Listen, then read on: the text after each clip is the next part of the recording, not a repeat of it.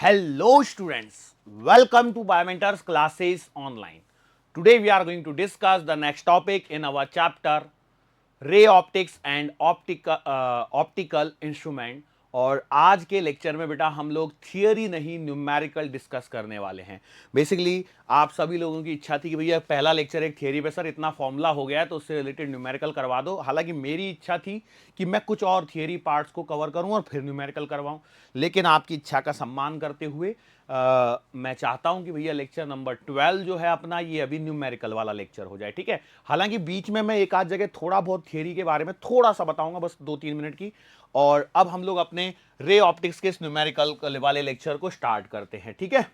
कई लोग सोच रहे होंगे कि आज सर की स्क्रीन रंगीन नहीं हुई है ना, सोच रहे होंगे ना। हाँ ठीक है, कोई बात नहीं, सोचो सोचो क्यों नहीं हुई होगी, कुछ तो भी रीजन रहा होगा। ओके, अब इसको शुरू करने से पहले मैं चाहता हूं कि आप भैया एक बार कुछ फॉर्मूले इसको रिवाइज करवा दो मेरे को रिवाइज करवा दो। मतलब ये है कि आपको बोलने हैं फॉर्मूले फटाफट फटाफट, जो प्रीवियस लेक्चर नंबर 11 के सारे फॉर्मूले जो हमने सीखे हैं या जिनको हम लोगों ने उपयोग में लाया है, the formulas which we have learn so far in lecture number 11 of ray optics, और the formulas which we have used during the derivation of the formulas in lecture number 11। जो लेक्चर नंबर 11 में या तो use कर लिए या derive किए, उन सारे फॉर्मूलाज को आपको क्या करना है, एक बार रिकॉल करना है। तो मैं आपको समय देता हूं, 2 मिनट का समय है कि एक बार आप पन्नों को पलट लो भैया। लेक्चर नंबर 12 में आप बैठे हो तो लेक्चर नंबर 11 में सारे आपने फॉर्मूले देख लिए हैं, है ना। लेक्चर नंबर 11 में जो डेरिवेशन हुए उन सबको देख लो। मैं जानता हूं बीच बीच में कुछ पार्ट में आपको थोड़ा बहुत कंफ्यूजन लगा होगा, बट कोई डरने वाली बात नहीं है, ऐसा कोई टेंशन नहीं लेनी है, ठीक है। तो सारे जो न्यूमेरिकल है वो लेक्चर नंबर 11 के पहला जो हाफ पार्ट है ना, लेक्चर नंबर 11 का जो फर्स्ट हाफ पार्ट है वो बहुत ज्यादा इंपॉर्टेंट है। लेक्चर नंबर 11 का जो सेकंड हाफ पार्ट है वो इतना ज्यादा ठीक है, इतना ज्यादा डरावना थोड़ा लग सकता है, लेकिन इतना ज्यादा उसमें फोकस करने की जरूरत नहीं है। लेकिन हाँ, लेक्चर नंबर 11 का जो फर्स्ट हाफ पार्ट है, फर्स्ट हाफ पार्ट का मतलब आप समझ गए होंगे मैं जिन फॉर्मूलेज के बारे में बात करने की कोशिश कर रहा हूं, refraction at single curve surface, और उसके बाद में जो हम लोगों ने लेंस मेकर्स फॉर्मूला सीख लिया था, उन सारे फॉर्मूलेज की मैं बात कर रहा हूं, ठीक है। सो यहां पर मैं एक बार फॉर्मूलेज रिवाइज करवाने की कोशिश करता हूं। चलो, सबसे पहले आपने वहां पर एक स्नेल्स लॉ, सर ये तो नहीं सिखाया था, सर ये तो नहीं सिखाया था, कोई बात नहीं ना, ले लो ना इस फॉर्मूले को जरा बताओ। तो आप लोग लिखते हैं बेटा μ1 साइन आई बराबर μ2 साइन आर। अब देखो, अब इसके बाद में जैसे ही मैं अगला लिखूंगा तो कई लोग, अच्छा सर प्रिज्म के फॉर्मूले नहीं लिख रहे आप। दूसरा फॉर्मूला μ2 बाई वी माइनस का μ1 बाई यू बराबर μ2 माइनस का μ1 upon R, 1 by v minus 1 by u बराबर 1 बाई एफ, 1 बाई एफ बराबर mu of lens divided by mu of surrounding minus 1, और 1 by R 1 minus 1 by R 2, 1 by f, ठीक है। ये वो मेजर फॉर्मूले, देखो मैं बात कर रहा हूं मेजर फॉर्मूले जो हम लोगों ने यूज किए हैं। अब हालांकि मैं इस फॉर्मूले को फिर से लिख सकता हूं 1 by v minus 1 by u वगैरह, सो कोई डरने की जरूरत नहीं है, ठीक है। ये मेजर फॉर्मूले हैं जो हम लोगों ने सीखे हैं और इनका हम लोगों ने प्रयोग किया है। सो क्या अब कई लोग मन ही मन में सोच रहे होंगे सर 5 मिनट हमारे खराब कर दिए, अब तो चालू कर दो। चलो ठीक है, सो हम लोग स्टार्ट कर देते हैं। कई लोगों के तो सर में दर्द ऐसी होता होगा, sir left right left right left right इतना कर लेते हैं कि लगता है कि यहीं पे, वैसे सोच रहा हूँ कभी कभी मैं भी सोचता हूँ कि एक आध बार है ना मैं यहाँ पे ट्रैकर लगवा लूँ अपने इस पे, मैं कितना चल लेता हूँ ड्यूरिंग द लेक्चर, पता तो चले मुझे भी। मैं लेफ्ट राइट, हालांकि ये बोर्ड को इतना बड़ा नहीं है, लेकिन आप समझ पा रहे होंगे कम से कम 3-4 कदम मैं चल लेता हूँ, 3-4 कदम करते हुए 1-1.5 घंटे 3-4 कदम चलते रहो, है ना।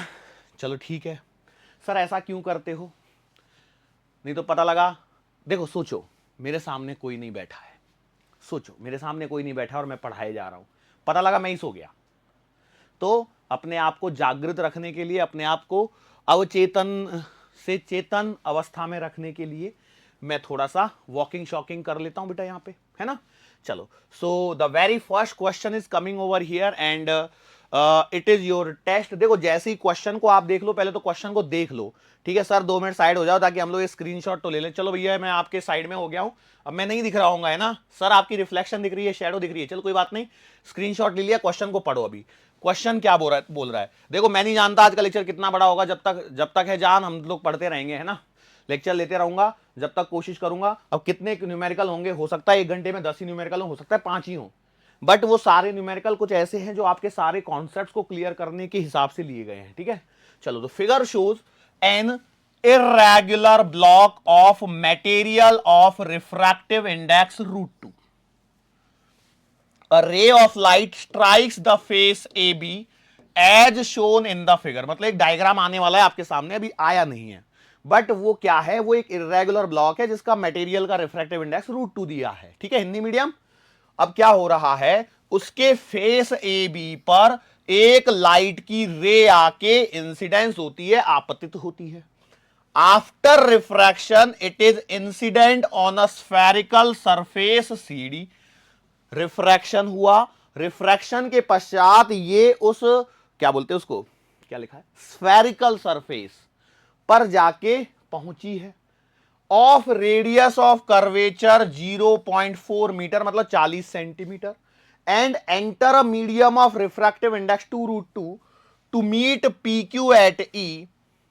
वहां पर कहीं तो भी एक लाइन PQ है, इसका स्फेरिकल सरफेस के वो साइड में आपके पास में एक मटेरियल मीडियम है जिसका रिफ्रैक्टिव इंडेक्स 2√2 है, और वो वहां पर लाइन PQ को पॉइंट E पर जाकर के मिल जाती है। तो आपको बताना है डिस्टेंस OE के बारे में। मैं बार बार नीचे जा रहा हूं, एक्चुअली अगले पेज पे जाना था मुझे। ये है OE, OE, OE, OE, OE, OE। अच्छा, ये काला सा डॉट क्यों लगाया, नजर ना लगे किसी की हमको।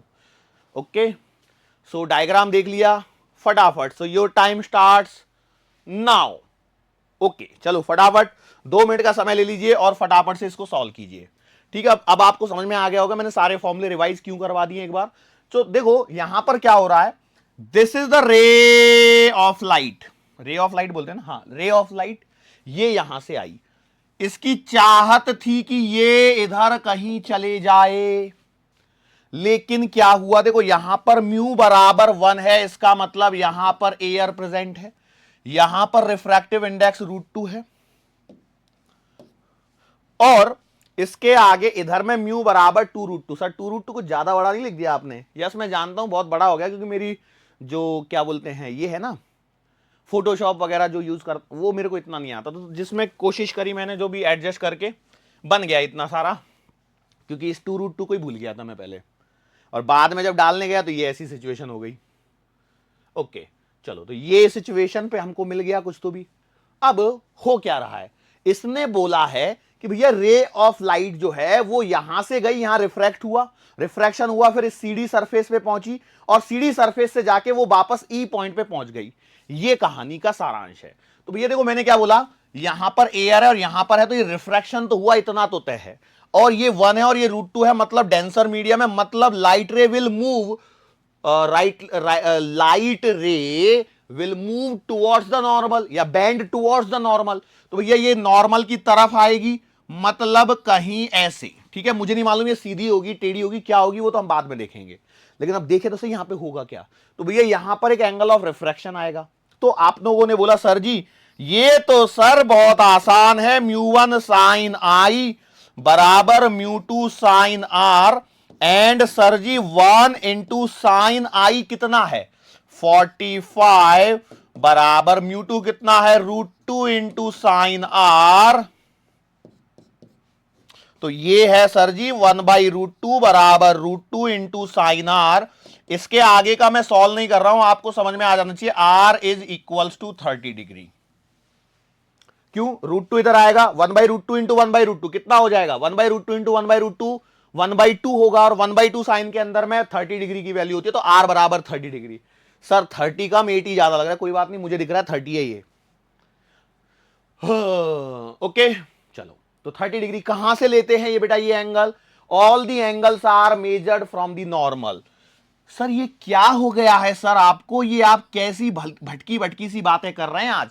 इतना तो हम जानते हैं ना भैया, मैं हर स्टूडेंट का ख्याल रखता हूं, तो मैं चाहता हूं कि आप सबको पता लगे। ठीक है, चलो, अब देखो ये वाला एंगल है 30 डिग्री। ओके, अब मैं आपको यहां पे कुछ चीजों के बारे में समझाता हूं। देखो ये एंगल यदि 60 डिग्री का है, तो बेटा ये वाला एंगल भी 60 डिग्री का ही होगा, और ये वाला 30 का है, ये यहां पर नॉर्मल है। ठीक है, अरे बात समझ में आई? यस और नो? तो आपने बोला ठीक है सर जी। सो इस बात को देखिए, ये ऊपर वाला एंगल कितने का बन रहा है? 60 डिग्री का बन रहा है। यस और नो? सर नहीं समझ में आया, फिर से एक बार देखो। ये तो नॉर्मल है ना, दिस इज व्हाट नॉर्मल, मतलब दिस एंगल शुड बी 90। इसमें से 30 चला गया तो ऊपर कितना बचेगा? 60। यस और नो? और यदि ये वाला एंगल भी 60 है, ये वाला भी एंगल 60 है, तो बेटा ये यहां पर ध्यान से देखिए, what is happening, this light rays coming parallel, this light रे बिकम्स पैरेलल। ये एक अपने आप में सवाल था जिसको मैंने यहां पर आपको एक दूसरे सवाल के अंदर में एक्सप्लेन करने की कोशिश की। क्या यहां तक सबका सही आया है? मतलब एक पूछ सकता है एग्जामिनर कि व्हाट इज द एंगल, मान चलो यहां पे एक पॉइंट डाल दो, कुछ तो भी ओ हो एम डाल दो, कि what is the angle made by the ray MO with the base AD, तो कितने का है? 0 डिग्री का। Clear? Because the ray MO becomes parallel to the base AD. अब क्या होगा भैया जी? अब यहां पर this is a single curve surface और यहां फिर से रिफ्रैक्शन होगा, और अब हम लोग देखेंगे कि भैया ये यहां से जाके ओ ई पर मिल रही है। बोलो मिली या ना मिली? तो आपने बोला ठीक है। अब यदि यहां पर ये ओ ई पर मिल रही है तो सिंगल कर्व सरफेस पे रिफ्रैक्शन का फिनोमिना है। हम लोगों ने पढ़ा हुआ है कि भैया ऐसे है, यहां एयर है और यहां मीडियम था, rather then I will say यहां पर म्यू1 है और यहां पर म्यू2 है। बोलो यस और नो? यदि ये पढ़ा हुआ है तो भैया आपको बताना है कि क्या होगा। तो आप लिखोगे एक फॉर्मूला, और वो फॉर्मूला क्या कहता है? वो कहता है mu two upon v minus mu one upon u बराबर mu two minus mu one upon R. अब यहां पर आपको चीजों को देखना है। म्यू1 उस मीडियम का रिफ्रैक्टिव इंडेक्स जहां से लाइट रे आ रही है, और लाइट रे आ रही है बेटा √2 वाले से। म्यू2 उस मीडियम का रिफ्रैक्टिव इंडेक्स जहां लाइट जा रही है, जिसका रिफ्रैक्टिव इंडेक्स 2√2 है, और आर बराबर, आर नहीं दिया है क्या? एक बार चेक करो, रेडियस ऑफ कर्वेचर 0.4 दिया है। क्या होता है ना, कई बार मैंने फ्रेम के बाहर निकल जाता हूं चलते चलते, चलो कोई बात नहीं। ओके, आर बराबर 0.4 मीटर, या मैं 40 सेंटीमीटर लिख देता हूं, कोई दिक्कत नहीं है ना, इतना तो समझदार हैं। अब पूछा क्या गया सवाल में? फाइंड द डिस्टेंस ओई। ओई ओई ओई ओई ओई है ये वाली डिस्टेंस। बात समझ में आ रही है? ब्लैक पे ब्लैक चलेगा तो वो दिखेगा भी नहीं आपको, तो ओई डिस्टेंस बतानी है। मतलब क्या? This is the distance of image. यदि मैं यहां से डिस्टेंस की बात करूं तो आपने बोला सही बात है, मतलब आपको वी कैलकुलेट करना है। इसका मतलब यह है कि भैया जी आपको वी कैलकुलेट करना है। तो जब आप वी कैलकुलेट करने जा रहे हो तो मैं यहां पर लिख देता हूं थोड़ी देर के लिए कि भैया वी आपको कैलकुलेट करना है, लेकिन सवाल यह है यू कहां है?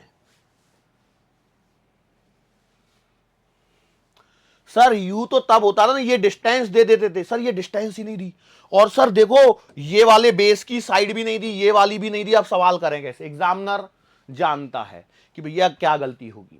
अब एग्जामिनर इतना चालाक होता है, वो क्या करेगा ना, ये वाली लेंथ भी दे देगा और ये वाली लेंथ भी दे देगा, और क्या करेगा, हो सकता है वो ऐसे मिला के भी दे दे। मैं आपको एक संभावनाओं के बारे में बतलाता हूं, इस बात को हमेशा ध्यान रखें। कोई जरूरी नहीं है कि मेरी सोच के मुताबिक ही एग्जामिनर सवाल बनाए। मेरा काम है कि मैं आपको तैयार रखूं कि भैया कैसे क्वेश्चन बना सकता है, कैसे एग्जामिनर सोच सकता है, बट वैसे ही सोचेगा इसकी कोई गारंटी नहीं है। बट हाँ, कॉन्सेप्ट वही बनने वाले हैं, उसके अलावा और कुछ ऐसा नया हाई फंडू कॉन्सेप्ट नहीं आते हैं, बट इसको समझिए। तो इससे क्या हो जाता है? इससे होने वाला कुछ नहीं, इससे होने वाला यह है कि जो स्टूडेंट जिनके कॉन्सेप्ट क्लियर नहीं है वो यहां से कंसीडर कर लेंगे, मतलब वो इसको मिला के देंगे। इसलिए बात समझ में आ रही है? इसकी लेंथ दे देंगे, इसकी लेंथ दे देंगे, इसको मिला देंगे, क्योंकि ये रे यहां से ऐसे जाती हुई लग रही है, तो ये यू नहीं है, ये यू है ही नहीं। सर तो फिर यू तो दिया ही नहीं है सवाल में, तो फिर हमारा फॉर्मूला किस काम का? अब ये फॉर्मूला किसी काम का नहीं है, तो फिर हम क्या करें? सोचो, क्योंकि मुझे इतना तो पता लग गया है सर जी कि यही फॉर्मूला है जो मुझे यहां से बचाएगा। दिस फॉर्मूला इज माई तारनहार, और कुछ है ही नहीं मेरे पास सोचने के लिए। सर है ना 1/v माइनस 1/u बराबर 1/f। अरे एफ कहां से निकाल लोगे? एफ क्या है? लेंस के लिए लगा रहे हो क्या? लेंस है ही नहीं यहां पे, सिंगल कर्व सरफेस है। लेंस के लिए 2 कर्व सरफेस चाहिए, या फिर 1 कर्व सरफेस होगी तो भी वो प्रॉपर वो चाहिए। ओ अब क्या करें सर? अब तो अटका दी गाड़ी। तो अब आपको यहां पर वापस से इस इमेज पर जाने की जरूरत है। और एक बात बताता हूं, मैं एक सवाल पूछता हूं, ईमानदारी से भैया जवाब देना सब लोग।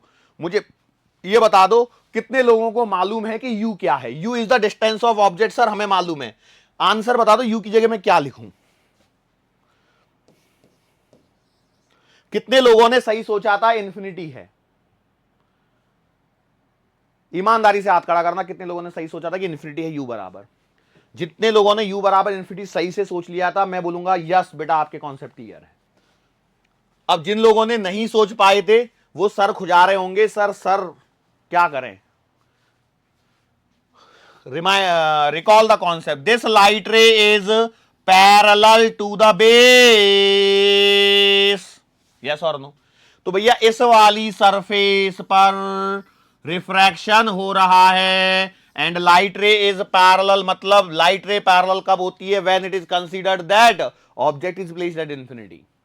इसके लिए इंफिनिटी आया है। चलो तो पहले सवाल में काफी दिमाग लगा लिया है, तो म्यू2 म्यू1 बता दो। तो आपने लिखना है 2√2 डिवाइडेड बाई वी माइनस का √2 डिवाइडेड बाई इंफिनिटी।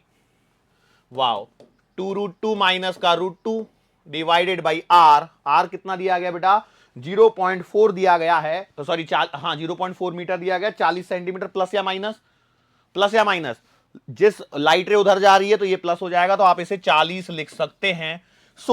अब इसको मुझे बस सॉल्व करना है, फटाफट से अब आंसर निकाल लो। तो ये आएगा बेटा 2√2 डिवाइडेड बाई वी बराबर का √2 कॉमन, तो बेटा ये कितना आएगा? √2 डिवाइडेड बाई 40।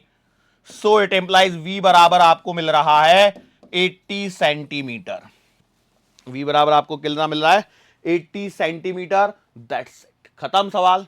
ईमानदारी से देखो, सवाल कोई ज्यादा बड़ा है क्या? ज्यादा बड़ा नहीं है सर। बड़ा छोटे की बात तो सर करो ही मत। आपने 15-16 मिनट लगा दिए सवाल को एक्सप्लेन करने में, है ना? कई लोग सोच रहे हैं ना, चलो कोई बात नहीं, लेकिन सवाल क्लियर हुआ। अच्छा ईमानदारी से बताओ, ये सवाल कितने लोगों को इजी लगा, कितने लोगों को मीडियोकर लगा और कितने लोगों को हार्ड लगा? ईमानदारी से देखो, बताते भी चलो ना यार, मैं अकेला बात कर रहा हूं, कैसा लग रहा होगा? सोचो, अब आपसे बोला जाए आप सुबह रोज 1 घंटे आईने में खुद से बात करके देखो कैसा लगेगा। ओहो सर आपने तो, अरे क्वेश्चन आ गया क्या? हाँ आ गया ना, सामने दिख रहा है। क्वेश्चन है, a mark on the surface of sphere is viewed from a diametrically opposite position. It appears to be at a distance 15 centimeter from its actual position. Find the radius of the sphere. सवाल को ध्यान से पढ़ो, क्या लिखा गया है? A mark on the surface of sphere, मतलब सबसे पहले तो सोचिए कि एक स्फीयर है। तो भैया हमने एक स्फीयर की कल्पना करी, ये हमारा स्फीयर है, ओके ठीक है। लेट्स से इसकी रेडियस हमारे पास में कैपिटल आर है। Is viewed from a diametrically opposite position. तो इस पे हम लोग क्या कर देते हैं, देखो मैं एक लाइन खींच देता हूं और यहां पर एक क्या बना देते हैं, डॉट बना देते हैं, जो इसने बोला है एक मार्क बनाना है। और इसको कहीं यहां से हम लोग देखेंगे, क्यों? डायमेट्रिकली अपोजिट पोजीशन से देखना है। It appears to be at a distance 15 centimetre from its actual position. Find the radius of the sphere. ये भैया यहां पर सवाल है, ठीक है। ये कहां नजर आ रहा है? बोल रहा है कि भैया इसकी जो एक्चुअल पोजीशन है उसकी तुलना में ये 15 सेंटीमीटर पर नजर आ रहा है। ये कहानी है। अब क्या करें, सोचो। यहां पे ग्लास वर्ड नहीं दिया क्या? चलो ठीक है, कोई बात नहीं। अब देखो, वैसे तो थोड़ा सा कॉमन सेंस आपको भी लगाना है। यदि आप देख पा रहे हो इसका मतलब it must be glass, sphere बनाया है। अच्छा पानी का ग्लास तो नहीं बना लोगे, तो इसका रिफ्रैक्टिव इंडेक्स आ जाएगा 3/, क्लियर, ओके। और आप देख कहां से रहे हो? यहां से आपको बेटा इसको देखना है। तो क्या हुआ होगा, क्या ये ऑब्जेक्ट की पोजीशन है? यस, यहां से आप देख रहे हो, ये पोल मान लीजिए या पॉइंट पी मान लीजिए, जहां से आप इसको ऑब्जर्व कर रहे हो। सो अब यहां पर होने वाला क्या है? तो यहां होने वाला सिंपल सी बात है कि एक भैया ऑब्जेक्ट से लाइट रे चलेगी और यहां पर रिफ्रैक्शन का फिनोमिना देखने को मिलेगा। लाइट चलेगी ऑब्जेक्ट ओ से और रिफ्रैक्शन का फिनोमिना आपको देखने को मिलने वाला है। यस और नो? क्या ये सिंगल कर्व सरफेस है? सर दो है, एक है, दो है, दो कर्व सरफेस है, फिर तो अनंत है, ऊपर भी है, नीचे भी है, यहां भी है, यहां भी। ऐसा नहीं करना है, ठीक है। एक सिंगल कर्व सरफेस है या डबल कर्व सरफेस है, पहले बस इतना आइडेंटिफाई कर लो, बाकी काम तो हमारे पास में चुटकियों भर का है। तो भैया देखो क्या हो रहा है ना, यहां ऑब्जेक्ट रखा है और ये इस स्फीयर के अंदर में है, मतलब आपका ऑब्जेक्ट इस मीडियम में है और आप यहां से खड़े होकर देख रहे हो, मतलब आप एयर में प्रेजेंट और इधर में ग्लास है, ठीक है। तो लाइट रे यहीं से कहीं से तो निकल रही होगी, है ना। तो मैंने क्या माना कि भैया ये जो ऑब्जेक्ट है वो यहां से रखा है और यहां पर, तो इस कर्व सरफेस से जो डिस्टेंस है वो डिस्टेंस ऑफ ऑब्जेक्ट हो जाएगी। और बेटा u बराबर कितना आएगा, सोचो, +2r या -2r। सही है, पहले तो 2r ही नहीं पता लगा भैया। रेडियस यदि r है तो ये वाली जो डिस्टेंस है ये आपकी 2r के बराबर हो जाएगी। तो आपका जो u है वो आपके पास में 2r होगा यदि मैग्नीट्यूड वाइज बात करो, लेकिन साइन भी लगाना है तो -2r। क्यों बेटा, यदि ये पोल है, ये पोल क्यों है, क्योंकि जहां कर्व सरफेस समाप्त हो रही है वहीं से पोल कंसीडर करोगे, यस और नो। अरे क्लियर है, या जहां रिफ्रैक्शन हो रहा है, भैया रिफ्रैक्शन इस सरफेस पे हो रहा है, तो इस सरफेस पे आपको सोचना है भाई लाइट रे मान के चलो यहां से चली तो इसका लिए ये हो गया कि नहीं हो गया पोल, बोलो यस और नो। हाँ ये अलग बात है, वो अपीयर कहीं और हो रही है, तो u बराबर तो -2r हो गया। अच्छा μ1 और μ2 के बारे में बताओ। तो बेटा μ1 उस मीडियम का रिफ्रैक्टिव इंडेक्स जहां से लाइट रे आ रही है और μ2 उस मीडियम का रिफ्रैक्टिव इंडेक्स जहां लाइट जा रही है। मैं बार बार इसी से बताता हूं। तो अब यहां पे μ1 और μ2 का ही आंसर यदि जिसका गलत हुआ है तो सवाल गलत होगा, बाकी सही हो जाएगा। तो μ1 बराबर आएगा बेटा यहां पर 3/2 और μ2 बराबर आएगा 1। एक बात समझना, यदि मैं जैसे सवालों में कई बार ऐसा होता है कि एग्जामिनर म्यू के बारे में नहीं देता है तो इसका मतलब समझ जाना वो ग्लास है और ग्लास है तो 3/2 है, ठीक है। ओके, अब क्या हो रहा है, ओके अब यहां पर बोला गया है कि जो इमेज बन रही है it appears to be at a distance of 15 centimetre from its actual position. तो जो भी उसकी एक्चुअल पोजीशन है उससे 15 सेंटीमीटर पे इमेज बनती हुई नजर आ रही है। तो बोलो यदि आप यहां पर खड़े होकर देख रहे हो तो इमेज उसकी कहीं वहां दिखाई दे रही होगी, यस और नो। तो आपने बोला सही बात है, तो कहीं यहां मान लो, है ना। तो v बराबर आएगा 2r + 15, लेकिन बेटा माइनस के साथ में, क्योंकि उधर है, उधर जाना है। आप लाइट की रे इस डिस्टेंस को मेजर करने के लिए लाइट रे की डायरेक्शन के अपोजिट चलना है, तो इसके कारण ऐसा हो जाएगा। देखो सारा डेटा हो गया, अब आपको r इजीली मिल जाएगा। कैसे मिल जाएगा, put the value in formula, μ2 upon v minus μ1 upon u बराबर μ2 माइनस μ1 अपॉन r। सो भैया μ2 कितना था, 1 माइनस का 2r प्लस का 15 माइनस 1 माइनस का 2r बराबर, अरे μ2 और μ1 दोनों वही लिख दिए क्या मैंने, this will be 3/2, 1 minus 3/2 divided by r, yes और no. Solve it, so you will get, देखो माइनस माइनस हटा लो तो यहां पर बचेगा 1 डिवाइडेड बाई 2r प्लस का 15 माइनस 3/4r बराबर, देखो यहां पे भी एक माइनस आएगा तो माइनस का 1 माइनस 3 माइनस 1/2 तो माइनस का 2r। बोलो यस और नो। तो आपने बोला सही बात है। अब क्या किया जाए, अब करना क्या है भैया, आपको इसको इधर ले जाओ चलो थोड़ी देर के लिए। तो 1/2r प्लस का 15 बराबर 3/4r माइनस 1/2r। तो यहां आपके पास में देखो 1/2r प्लस का 15 बराबर 4r, आपने लिया एलसीएम तो 3 माइनस का 2 तो 1/4r बचेगा। तो आपको सिर्फ कैलकुलेशन करनी है, 1/2r प्लस का 15 बराबर 1/4r। so you will be writing 2r plus का 15 बराबर 4r, so you will be writing 2r बराबर 15, so r बराबर 7.5 सेंटीमीटर। सबका आ गया क्या आंसर, r बराबर 7.5 सेंटीमीटर। लास्ट में तो बस मेरे को कैलकुलेशन करनी थी, वो आप भी करते थे मैं भी करता था, तो जो दोनों करते थे उसके बेसिस पर आपको आंसर मिल जाता था, ठीक है। श्योर, क्या ये सवाल आपके छोटे से दिमाग में आया या नहीं आया, बोलो फटाफट। अच्छा सवाल था, ऐसे सवाल देखने को मिल सकते हैं यदि एग्जामिनर थोड़ा सा भी डिफिकल्ट पेपर सेट करे। देखो 2 सवाल कराए मैंने आधे घंटे में, लेकिन चीजों को समझाने में समय जाता है। A small object stuck on the surface of a glass sphere is viewed from the diametrically opposite position. Find the position of the image. ठीक है, ये सवाल इसके बाद में लेने के पीछे का कुछ ना कुछ कारण जरूर रहा होगा। अब आप इसको सोचिए और देखिए क्या है सवाल। सवाल में कोई डेटा नहीं है सर, आप है ना थोड़ा सा मेहनत और कर लिया करो, इतनी मेहनत हमारे लिए करते हो थोड़ी सी और कर लो और ऑप्शन डाल दिया करो। एक्चुअली क्या है ना, ऑप्शन मैं इसलिए नहीं डालता हूं ड्यूरिंग द लेक्चर। देखो एग्जाम में आपको ऑप्शन होते हैं तो आपके पास में सोचने का एक नजरिया बन जाता है कि इन ऑप्शंस के हिसाब से सोचना है। यहां पे ऑप्शन नहीं है। अब देखो यहां पे जो भी आंसर आएगा ना वो आएगा आर के टर्म्स में। मैं हिंट दे देता हूं आर के टर्म्स में, क्योंकि देखो कुछ दिया नहीं है, मतलब रेडियस ऑफ कर्वेचर या radius of this sphere will be R, consider कर ले तो आर के टर्मिनोलॉजीज में आपको आंसर इसका निकालना है। क्या ये बात समझ में आ रही है? ओके, तो अब ध्यान से देखो मैं करने की क्या कोशिश कर रहा हूं, क्योंकि देखो मैं बताता हूं क्या है एग्जैक्टली कहानी। ये है बेटा कि इस सवाल के अंदर में यदि आपने ध्यान से देखा होगा तो कई लोगों के मन में डाउट आया होगा, कई लोगों के मन में नहीं आया होगा।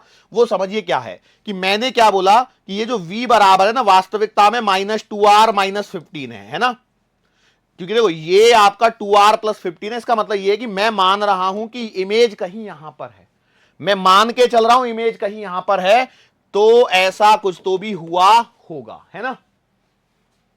क्योंकि कई लोगों के मन में यहां पे सवाल आया होगा सर 2r+15 ही क्यों किया गया, 2r-15। ईमानदारी से बता दो, देखो मैं फिर पूछ लेता हूं आपसे, बताओ कितने लोगों ने सोचा था यहां पे डाउट है 2r-15 क्यों नहीं आया सर? 15 सेंटीमीटर सरकाया, वो तो लेफ्ट में ही क्यों सरकाया, राइट में क्यों नहीं सरकाया?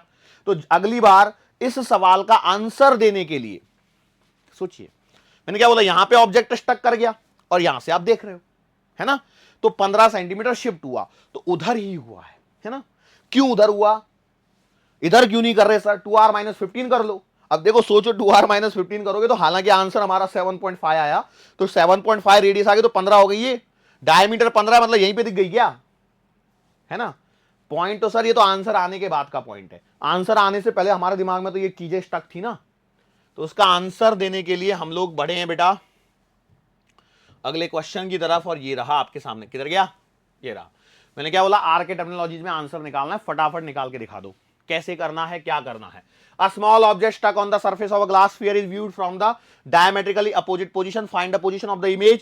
और ये रहा वो गोला जिसकी रेडियस है यार, और बेटा यहां पर यदि मैं एक ऐसी लाइन मार देता हूं तो यहां पर हमने ऑब्जेक्ट को रखा है, क्योंकि ऑब्जेक्ट कहां स्टक हो गया, यहां पे। और बेटा इस जगह पर आप, अरे ये क्या हो गया, इसमें अंडू का ऑप्शन है कि नहीं, कहां पहुंच गया ये, अच्छा है, चलो बच गया। और यहां पर वो पॉइंट पी है जहां से आपको देखना है, क्योंकि a glass sphere is viewed from the diametrical opposite, same सवाल है, find the position of the image.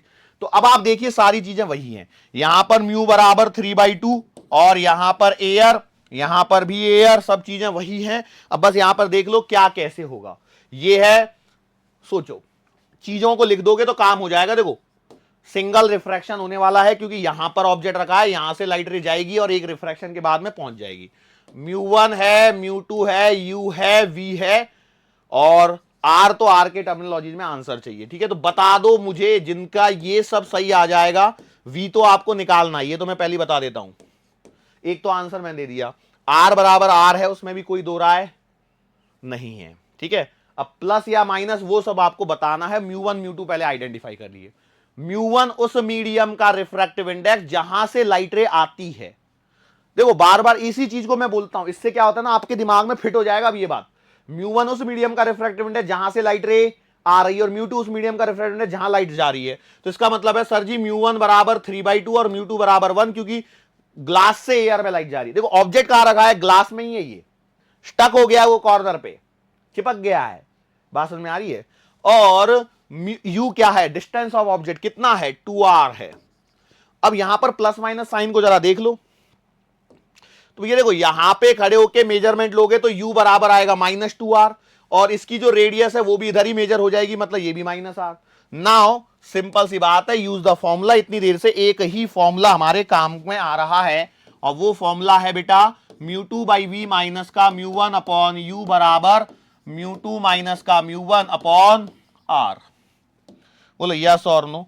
तो भैया आप बताओ μ2 कितना था, 1/v माइनस का 3/2 डिवाइडेड बाई यू माइनस का 2r बराबर 1 माइनस का 3/2 डिवाइडेड बाई माइनस का r। बोलो यस और नो।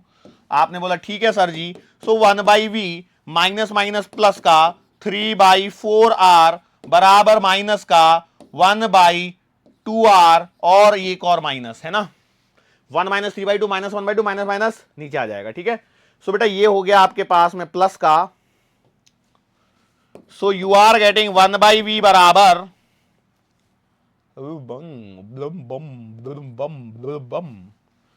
3/4r minus 1/2r। ऐसा क्यों हो रहा है?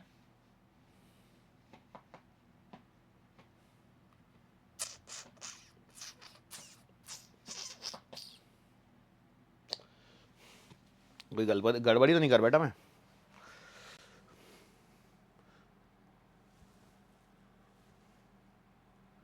ये दोनों प्लस ही है ना, हाँ माइनस, ओके मैं उल्टा लिख गया हूं, प्लस और ये माइनस, ठीक है ना, कोई दिक्कत नहीं है। तो 1/v बराबर 4r, यदि आपने एलसीएम लिया तो ये आएगा बेटा माइनस का 3 प्लस का 2। सो 1/v बराबर आ रहा है 1/4r और ये भी माइनस में, तो v बराबर आ रहा है माइनस का 4r। I think so I have made some mistake, क्योंकि मेरे पास में जो मुझे आंसर याद है उसके हिसाब से मैच नहीं करते हुए नजर आ रहा है। देखते हैं, बट अभी देखो ये जो पॉइंट है वो है v बराबर का माइनस का 4r। कहीं ना कहीं कुछ गड़बड़ी तो नहीं कर बैठे हैं, उसको जरा देख लो, कहीं पता लगा r के साइन में कोई गलती कर बैठे हूं। μ2 by v minus μ1 by u बराबर μ2 minus μ1 upon r, 1/v minus 3/2। μ1 उस मीडियम का रिफ्लेक्टर है जहां से लाइट रे आ रही है, तो वो ग्लास है, 3/2 है, सही लिखा है मैंने, बराबर μ2 minus 1 minus 3/2 upon r is the radius of curvature, तो मैंने उसको भी सही लिखा हुआ है।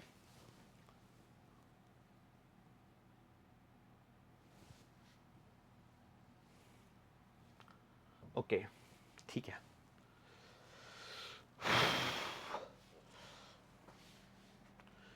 वैसे एक बात बताओ, मेरे दिमाग में एक शंका चल रही है।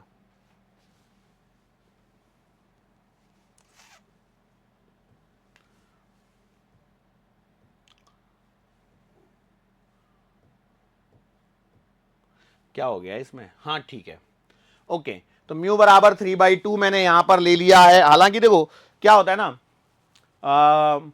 कई बार ऐसा कंफ्यूजन सा क्रिएट हो जाता है। तो मेरे को ना कंफ्यूजन, अभी देखो, अभी मेरे दिमाग में जो कंफ्यूजन चल रहा है ना, वो सिर्फ एक ही चीज को लेकर के चल रहा है, 4/3 और 3/2 को लेकर के। वाटर का 4/3 था या इसका था 4/3 3/2, चलो ठीक है, जो भी है, ये आपके सामने सवाल है, म्यू बराबर 3/2 और ये हम लोगों ने यहां पर इसको निकाल दिया है। सो आंसर कितना आया बेटा? माइनस का 4r। माइनस का 4r का मतलब क्या है कि आप यहां से मेजर करोगे तो भैया यहां पर यदि कहीं इमेज बन रही है तो this distance should be 4r, this distance should be 4r। क्या ये वाली बात आपको समझ में आ रही है? This distance should be 4r।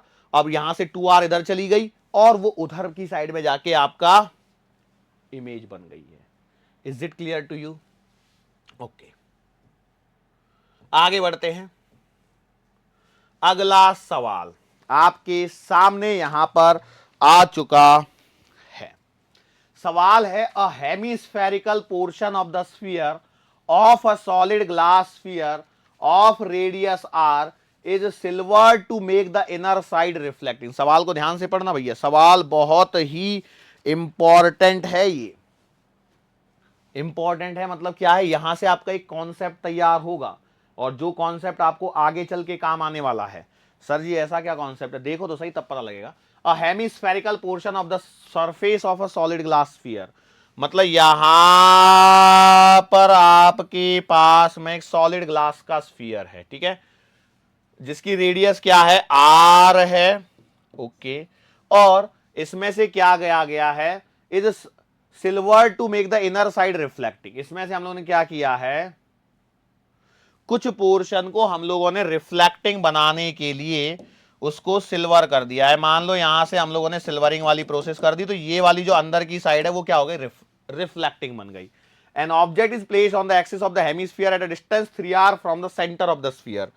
तो इसके लिए पहले आपको एक इसके बारे में सोचना पड़ेगा भैया, ये आपकी लाइन हो गई, ये रेडियस r हो गई, और मैं मान लेता हूं कि देखो भैया ये सारा यहां तक ऐसा मैं सिल्वर कर देता हूं, सिल्वर कर दी, सिल्वरिंग, ठीक है, okay.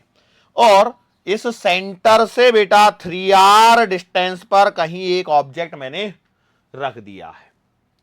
The light from the object is refracted at the unsilvered part and then reflected from the silver part and again refracted at the unsilvered part. Locate the final image form. सवाल को ध्यान से सुनना, सवाल को ध्यान से पढ़ना और क्या हो रहा है मुझे बताने की कोशिश करना। वहां कहीं तो भी ऑब्जेक्ट रखा है बाहर, वहां से लाइट रे निकली, ठीक है, यहां से क्या हुई, लाइट रे निकली है, ये अंदर ऐसे जाना चाहती थी, यहां पर कहीं नॉर्मल क्रिएट हो जाएगा, ये यहां से मुड़ी, फिर यहां पर क्या हुआ, रिफ्लेक्शन होगा, क्योंकि this is a reflective curve, reflecting surface, और वो भी कर्व वाली, मतलब ये मिरर है। फिर रिफ्लेक्शन के पश्चात कहीं यहां पर गई और यहां से कहीं रिफ्रैक्ट होकर बाहर निकल गई, ठीक है। ये मैंने बस ऐसे, ये बहुत ही रफ टाइप का डायग्राम है, ठीक है, बहुत रफ है, मतलब आप समझ सकते हो कैसा डायग्राम मैंने बनाने की कोशिश की है, बट पॉइंट्स को समझिए। पहले रिफ्रैक्शन करना है, फिर रिफ्लेक्शन करना है, और फिर से रिफ्रैक्शन करना है। मतलब एक सवाल के अंदर में कितनी चीजें छुपी हुई हैं बेटा, 3 चीजें, है ना। तो अब इसको आइडेंटिफाई करो और सॉल्व करो, कैसे कैसे आप कर सकते हो। तो ये देखो, सबसे पहले आपको रिफ्रैक्शन करना है, तो refraction at single curve surface बराबर है, refraction at single curve surface मुझसे कहता है μ2 बाई वी माइनस का μ1 बाई यू बराबर का μ2 माइनस का μ1 अपॉन आर। आगे चल के हम लोग है ना, आज के लेक्चर में तो भूल ही जाओ, अगला लेक्चर थियरी है और उसमें कुछ इमेज फॉर्मेशन वगैरह देखेंगे, तो शायद हो सकता है अगले लेक्चर में उन सब चीजों को कवर किया जाए, बट हाँ आज के लेक्चर में तो प्रॉपरली नहीं है। तो वहां पर आपको देखना है कि ये बहुत सारी ऐसी कुछ चीजें यहाँ पे आपको देखने को मिलने वाली है। तो μ2 by v minus μ1 upon u बराबर μ2 माइनस μ1 अपॉन आर। यहां पर बताओ μ1 कितना है, μ2 कितना है, और u कितना है, v कितना है, और r तो r है ही है, ठीक है। बताने की कोशिश करो, सोचो और बोलो। यदि इन चीजों को आप करेक्टली आइडेंटिफाई कर पाए तो ही आपका सवाल सही होगा, अदरवाइज आप भूल जाओ कि आपका सवाल कहीं सही होने वाला है। ओ ये भी है, बिल्कुल सही बात है भाई। अब सोचो, μ1 उस मीडियम का रिफ्रैक्टिव इंडेक्स जहां से लाइट रे आ रही है, और ऑब्जेक्ट को आपने देखा कि हमने बोला है कि object is placed at a distance 3r, मतलब ये वाली डिस्टेंस 3r है from the centre of the mirror, sorry centre of the solid sphere. So ये यहां पर पहला वो पॉइंट है जहां से आपका रिफ्रैक्शन हो रहा है। तो मैं यहां पे दिख रहा हूं कि नहीं दिख रहा हूं, कोई बात नहीं, लेकिन मेरा हाथ दिख रहा होगा, तो मैं यहां से ये डिस्टेंस 2r ले रहा हूं, ठीक है, बोलो यस और नो। तो रिफ्रैक्शन यहां से हो रहा है, मतलब all the distances will be measured from this side, है ना, ओके। तो अब आप देख लीजिए और बता दीजिए मुझे कितना क्या मिल रहा है। अरे हाँ, तो μ1 बराबर क्या है, 1, क्यों, वो एयर है। μ2 क्या है, 3/2, क्योंकि ग्लास है। u कितना है, 2r है, क्यों 2r है, समझ में आया, क्योंकि उस पोल से आपको डिस्टेंसेस मेजर करनी है। v तो आपको पता नहीं, और r क्या है, r भी आपके पास में r ही है। अब प्लस माइनस लगा लो, तो ये u बराबर आएगा माइनस का 2r, क्यों, क्योंकि आपका ऑब्जेक्ट उस पोल से उस साइड में है। और r कितना आएगा, प्लस r आएगा, क्यों प्लस आएगा बताओ जरा। प्लस आने के पीछे का रीजन है कि आपके पास में देखो, ये यहां से इधर चलोगे मेजर करने के लिए, क्लियर। चलो, तो अब इस फॉर्मूले के अंदर में जरा मैं वैल्यूज को सेट आउट करता हूं, तो मुझे मिलेगा 3/2 by v minus 1 by u है आपका माइनस का 2r बराबर 3/2 माइनस 1 बाई, और ये है r, ठीक है। वैल्यू पुटअप, आगे सॉल्विंग, बोलो कितना आएगा, ये बन जाएगा आपके पास में 3/2v माइनस प्लस 1/2r बराबर 3/2 माइनस 1, तो 1/2, और ये आ जाएगा बेटा 1/2r, ठीक है। यहां पर आप देख पा रहे होंगे बड़ी ही सुंदर सुंदर आंखों से कि 3/2v बराबर है 0। 3/2v क्या है, जीरो है। इसका मतलब क्या है? इसका मतलब है v इज इन्फिनिटी। v क्या है? इन्फिनिटी है। v कितना आ गया? इन्फिनिटी। तो जो पहली सरफेस पर रिफ्रैक्शन हुआ है उसके कारण जो इमेज बनी है वो बनी है इन्फिनिटी पे। वो कहां बनी है बेटा? इन्फिनिटी पे। मैं बोला ठीक है। अब यदि इन्फिनिटी पे पहली जो इमेज बनी है तो इसका मतलब यह है कि भैया इन्फिनिटी पे ऑब्जेक्ट हो गया किसके लिए? इस वाले मिरर के लिए। ये मिरर मैंने यहां पर बना दिया और ये कौन सा मिरर बन गया? ये है आपका कॉनकेव मिरर। और light ray is now coming parallel, क्योंकि इन्फिनिटी पे ऑब्जेक्ट होता है तो light rays are parallel to this axis. Yes और नो? और यहां से कहां से निकलेंगी बेटा? ये पास होंगी फोकस पे। बराबर है। इसका मतलब जो आपका ये है, क्या बोलते हैं, अब आपका ऑब्जेक्ट कहां पहुंच गया? फोकस पे। कहां पहुंच गया बेटा? फोकस पे पहुंच गया। किसके लिए? इस मिरर के फोकस पे। और यदि इसकी रेडियस ऑफ कर्वेचर बेटा आर है, ये जो रेडियस है वो आर है, तो मतलब फोकस कहीं यहां पर है क्या? तो आपने बोला सही बात है। और ये फोकस कितने पे होगा? r/2 डिस्टेंस पर। यस और नो? तो आपने बोला ठीक है। अब क्या हो रहा है? अगेन अब सोचिए, दूसरा काम कर दिया। अब ये जो है ना, this is object, this is object.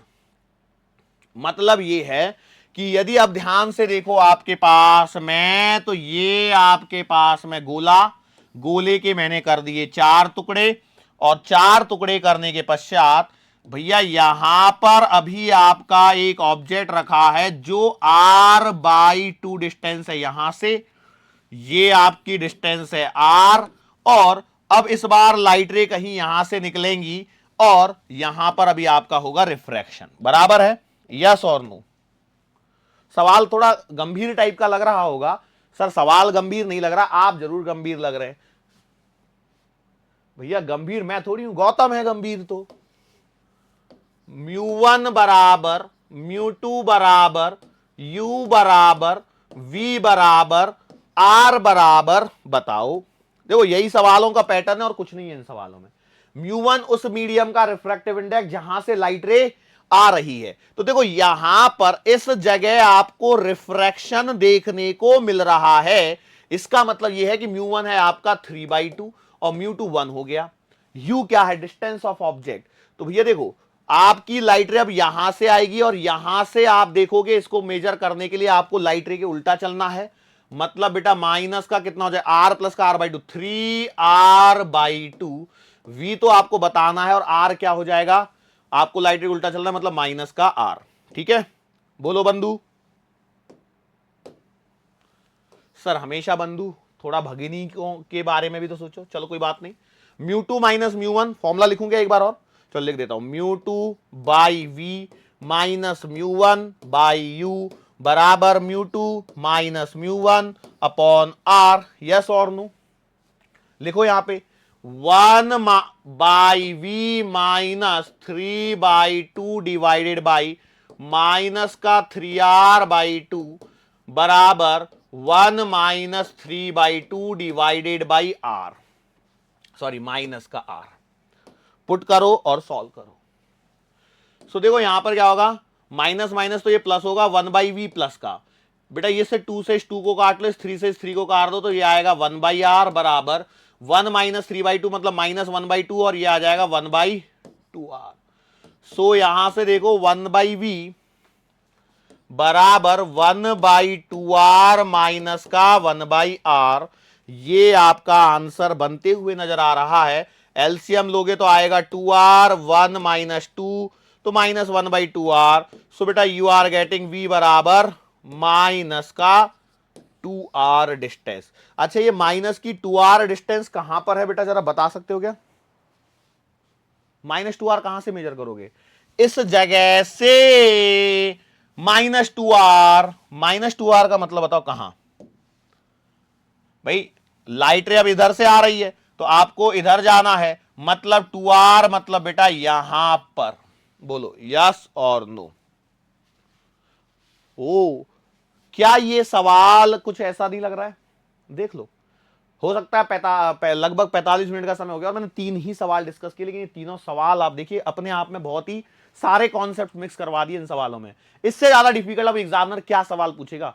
सवाल तो वो सिंपल वाली है, देखो फॉर्मूले वही है, कॉन्सेप्ट वही है, बस 2 बार 3 बार लगवा के आपको कंफ्यूज कर रहा है। अच्छा एक बात बताओ, क्या कॉनकेव मिरर मैंने नहीं पढ़ाया आपको?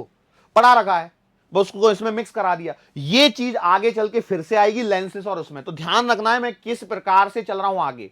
मेरे स्टेप्स पे फोकस कीजिए कि how I am proceeding further, किस प्रकार से हम लोग स्टेप वाइज आगे धीरे धीरे धीरे धीरे बढ़ते हुए आगे चल रहे हैं, ताकि आप लोग इन चीजों को सीख पाए। ठीक है, चलो अब देखो जिन सवालों का आपको बेसब्री से इंतजार था वो सवाल आने वाले होंगे। हाँ आ गया, लाल कलर दिख गया मतलब आ गया।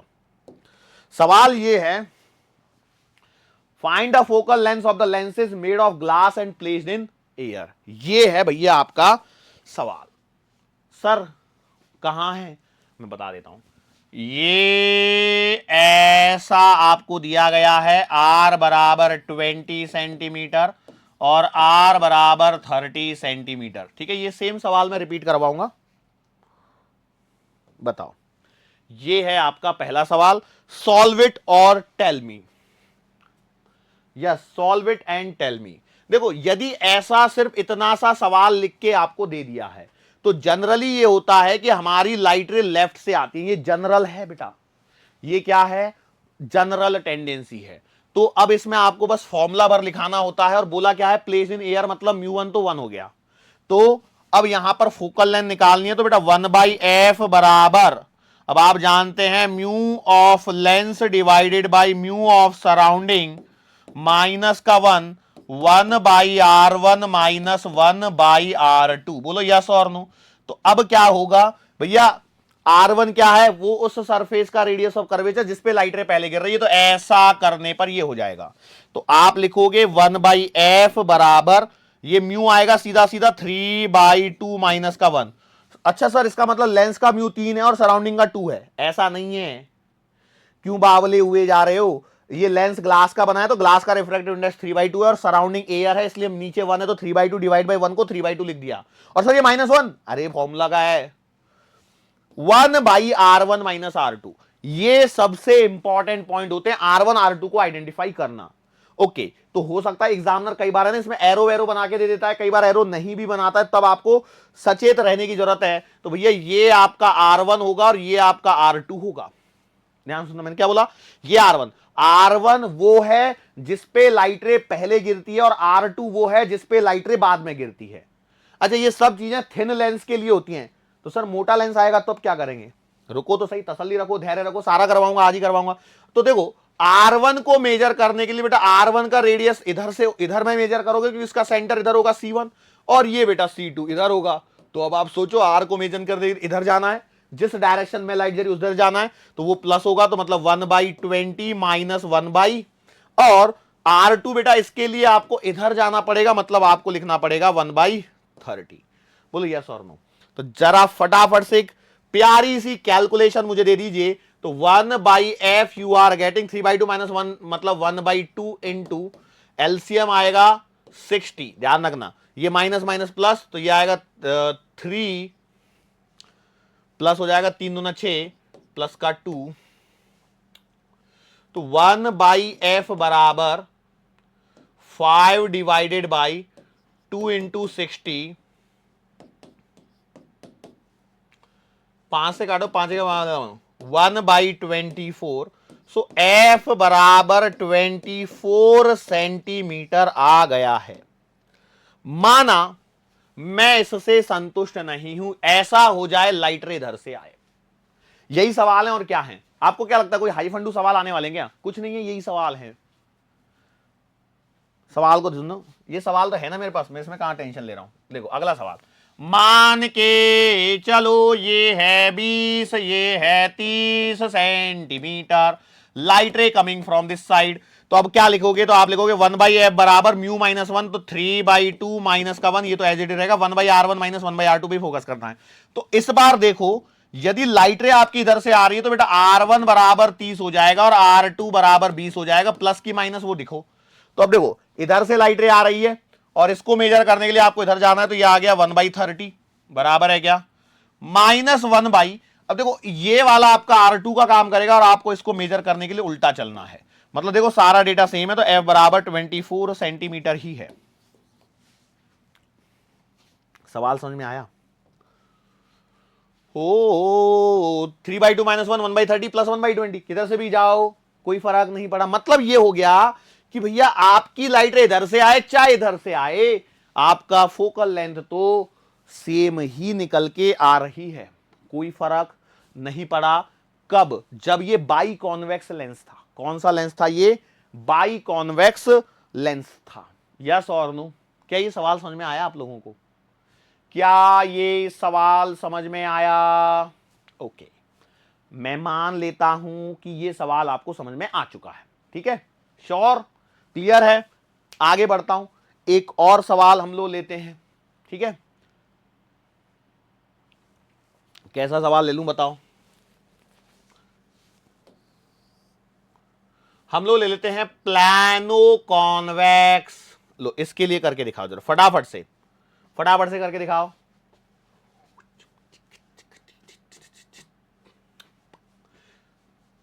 ये तो प्लेन सरफेस हो जाएगी, तो बेटा आप लिखोगे कैसे? नीचे लिखूंगा, इधर लिखो, नीचे लिखूंगा, चलो इधर लिख लेता हूं। 1/f बराबर म्यू -1 मैं सीधा लिख देता हूं, 3/2 माइनस का 1 1/r1। तो भैया देखो लाइट रे इधर से आ रही तो ये इन्फिनिटी हो जाएगा, तो इन्फिनिटी माइनस, और ये मैंने दिया ही नहीं है क्या, चलो जो लेना है वो ले लो, 20 सेंटीमीटर ले लो। ठीक है, 30 भी ले सकते हो, ऐसा कोई किसी ने पाप नहीं किया है। -1/, और इसको मेजर करने के लिए आपको इधर भागना पड़ेगा, मतलब माइनस का 20। सो 1/f बराबर 1/2 इंटू माइनस माइनस प्लस 1/50 0, सो बेटा 1/20, तो f का आंसर आ गया आपके पास में 40 सेंटीमीटर। बोलो सही है? अब इसी सवाल को जरा देखो, यही सवाल है और कुछ नहीं है। ये मैंने ऐसा दे दिया और ये आपका 20 सेंटीमीटर है, लाइट रे इधर से आ रही है। बोलो अब क्या करोगे? करना क्या है? 1/f बराबर, ये इसमें तो कोई चेंज होना ही नहीं है, चेंज किस में होना है? 1/r1 और 1/r2 में। तो भैया देखो आपको इसको मेजर करने के लिए इधर जाना पड़ेगा, तो आप लिखोगे 1/20 माइनस 1/∞। बोलो 1/f बराबर कितना आएगा? 1/2 इंटू 1/20, मतलब f बराबर 40 सेंटीमीटर। इसका मतलब क्या हुआ? देखो मैंने लेंस की पोजीशन बदल दी। पिछली बार मैंने आपको समझाया था कि लाइट रे की पोजीशन बदलो, मतलब लाइट किधर से आ रही है। अब सोचो ना, इसका मतलब यही तो है, इस सवाल का इस सवाल से क्या संबंध है? इन दोनों सवालों में यह संबंध है कि भैया इधर से लाइट रे आई और इधर से लाइट रे आई, कोई फर्क नहीं पड़ रहा है, मतलब लेंस को बदल के मैं उसकी पोजीशन से कोई इंटरचेंज कर पा रहा हूं क्या? नहीं कर पा रहा। गेटिंग माई पॉइंट और नॉट? तो भैया ये प्लानो कॉन्वेक्स हो गया, बाई कॉन्वेक्स हो गया। अब कौन सा आता है? बाई कॉन्वेक्स, बाई कॉन्वेक्स आता, क्या बोल रहा हूं मैं, by convex, plano plano convex, कॉनकेवो convex और कॉन्वेक्सो कॉन्वेक्स, है ना। चलो ठीक है, अगले पे बल चढ़ते हैं, चलते हैं, मतलब अब मान लो ऐसी सिचुएशन आ जाए, ये और ये, ठीक है, ये दो लेंस है हमारे पास, चांद दिख गया, मान के चलो ये है 20 सेंटीमीटर, ये है 60 सेंटीमीटर। बताओ क्या करूं, कैसे होगा सवाल? तो ये आपने लिख रहा 1/f बराबर 3/2 माइनस 1/r1 r2 बताओ। तो सर जी ये मान लीजिए R1 है, ये मान लीजिए आपका R2 है, तो R2 बराबर 30 और R1 बराबर 20, प्लस या माइनस। अब देखो, अब इधर से मान लो लाइट रे आती है तो इसको इधर चलना है और इसको भी इधर चलना है, मतलब दोनों आएंगे बेटा प्लस 1/20 माइनस 1/60, दोनों प्लस। तो आपके पास में आएगा 1/2 इंटू एलसीएम आएगा 60, 3 माइनस का 1, 2/60, 2 से 2 कैंसल, तो F बराबर you are getting 60 centimetre plus में। अच्छा, इधर मैं 60 और इधर मैं 20 करूं तो कौन सा फर्क पड़ने वाला? बताओ अब फर्क पड़ेगा क्या? सवाल ध्यान से सुनो, ये और ये है आपका 60 और ये है आपका 20 सेंटीमीटर, ठीक है, फटाफट करो। तो अब इस बार आपके पास में आएगा 1/f बराबर 3/2 माइनस का 1, और इस बार आपका R1 बराबर 60 हो गया और R2 बराबर 20 हो गया, तो बेटा 1/60 minus 1/20, so you will be getting 1/2 into LCM आया 60, 1 माइनस 3, सो कितना आ गया माइनस का 2/2 इंटू 60 मीन्स एफ बराबर माइनस का 60 सेंटीमीटर। तो क्या फर्क देखने को मिला, इस बार आपको फर्क देखने को मिला कि कॉन्वेक्स होता है तो डबल कॉन्वेक्स जो होता है उसमें फोकल लेंथ चेंज हो गई यदि आपने लेंस को चेंज कर दिया, क्योंकि रेडियस ऑफ कर्वेचर सेम नहीं है, दोनों की रेडियस ऑफ कर्वेचर अलग अलग है। बात समझ में आई? तो उल्टा सीधा करके जब लगाते प्लेनो कॉन्वेक्स में कोई फर्क नहीं पड़ रहा था, प्लेनो कॉन्वेक्स में कोई फर्क नहीं पड़ रहा था। क्लियर है? ओके। बट इसमें फर्क पड़ेगा, किस चीज का फर्क पड़ेगा? फोकल लेंथ नेगेटिव हो गई, फोकल लेंथ नेगेटिव हो गई। यस और नो? क्या ये वाली बात आपको समझ में आई है? और कुछ कर सकते हैं क्या हम लोग इन सवालों को समझने के लिए? और भी एक और एग्जांपल, जैसे मैंने इनको बनाया तो एक और कॉनकेव जैसा भी तो बना सकते हैं, कॉनकेव लेंस जैसा। मतलब मान के चलो ये वाला आ जाए, भाई आ सकता है नहीं आ सकता है? बिल्कुल आ सकता है। ओके, मान लीजिए ये है 20, दोनों को 20 ले लूं क्या? R1 बराबर भी 20 और R2 बराबर भी 20, दोनों सेम ले लो। चलो इस बार करो, बताओ क्या लिखोगे? 1/f बराबर 3/2 माइनस का 1, और R1 R2 किधर से लूंगा? अब दोनों को सेम लिया ही जानबूझ के है। सर भाई कहीं इन्फिनिटी नहीं हो जाए, देखो तो सही, इसलिए तो दिया है। मान चलो आपने लाइटर इधर से डाली तो आपने लिखा 1/, उल्टा चलना है, माइनस का 20 माइनस 1/, प्लस का 20, क्योंकि इसके लिए आपको इधर चलना है। क्लियर? तो बेटा आपके पास में आ जाएगा 1/f बराबर 1/2 इंटू, माइनस कॉमन निकाल लो, और 1/20 प्लस 1/20 मतलब 2/20, सो एफ बराबर आ जाएगा 20 सेंटीमीटर माइनस का। तो दोनों सेम है तो कोई फर्क नहीं पड़ा, आंसर विल बी सेम। लेकिन यदि इसी सवाल को मैं ऐसा कर दूं तो एक स्लाइड और है क्या? है, देखो मैं सवाल फिर से ले रहा हूं। ये एक सवाल है, मान लीजिए R1 बराबर 20 और R2 बराबर मैंने 30 दे रखा है इस बार, ठीक है? फिर से सेम सवाल को रिपीट टेलीकास्ट करो, प्रैक्टिस है, इससे ज्यादा क्या सवाल बनाऊंगा मैं?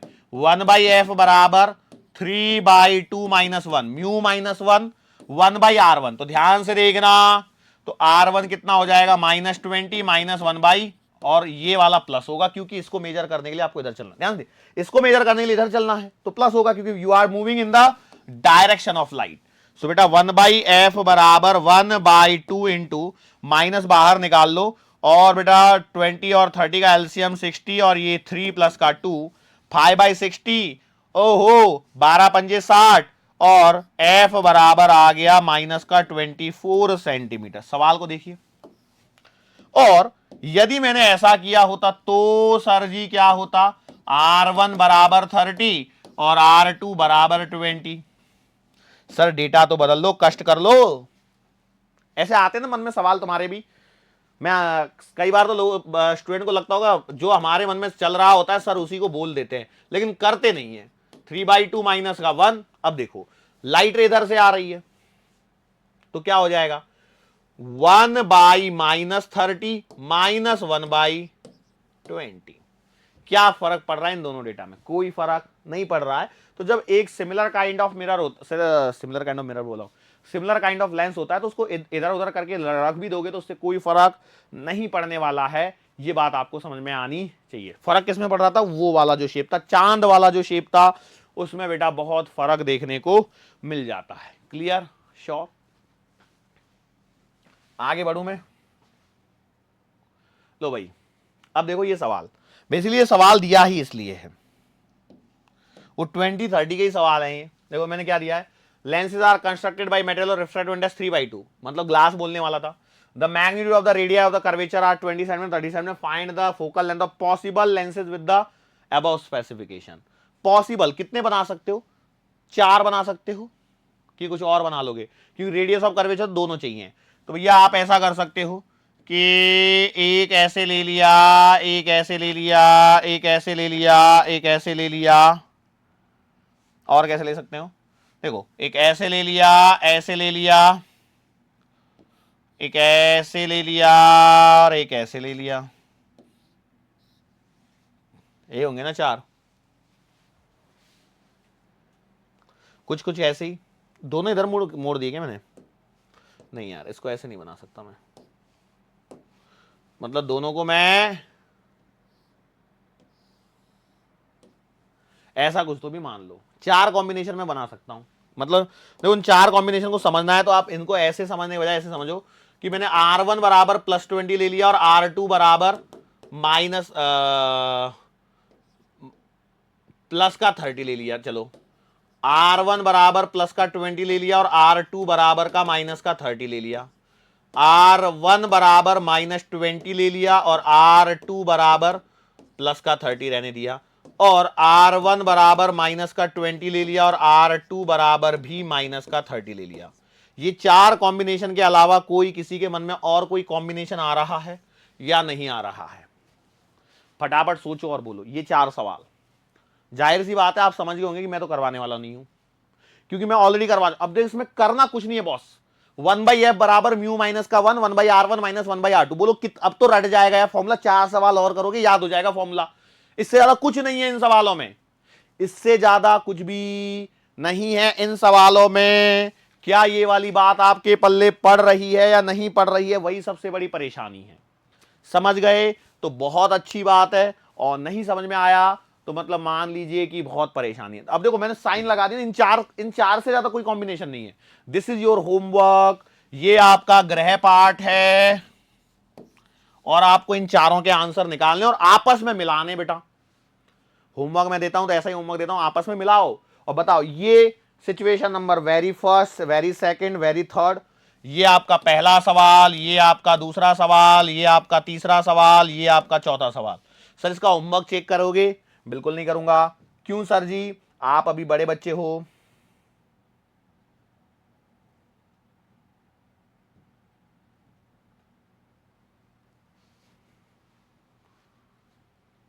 हाँ, अगेन वेरी गुड क्वेश्चन। काहे का question sir?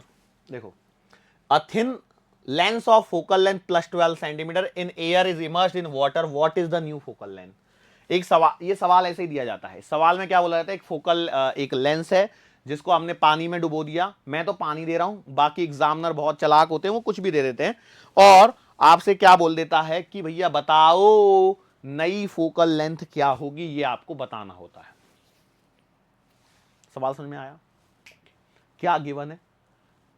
Sir R1 R2 कुछ नहीं दिए सर, कैसे होगा ना सर, समझो करो ना सर, ऐसे बोल रहे हैं, मार पड़ेगी भाई साहब। कैसे करें?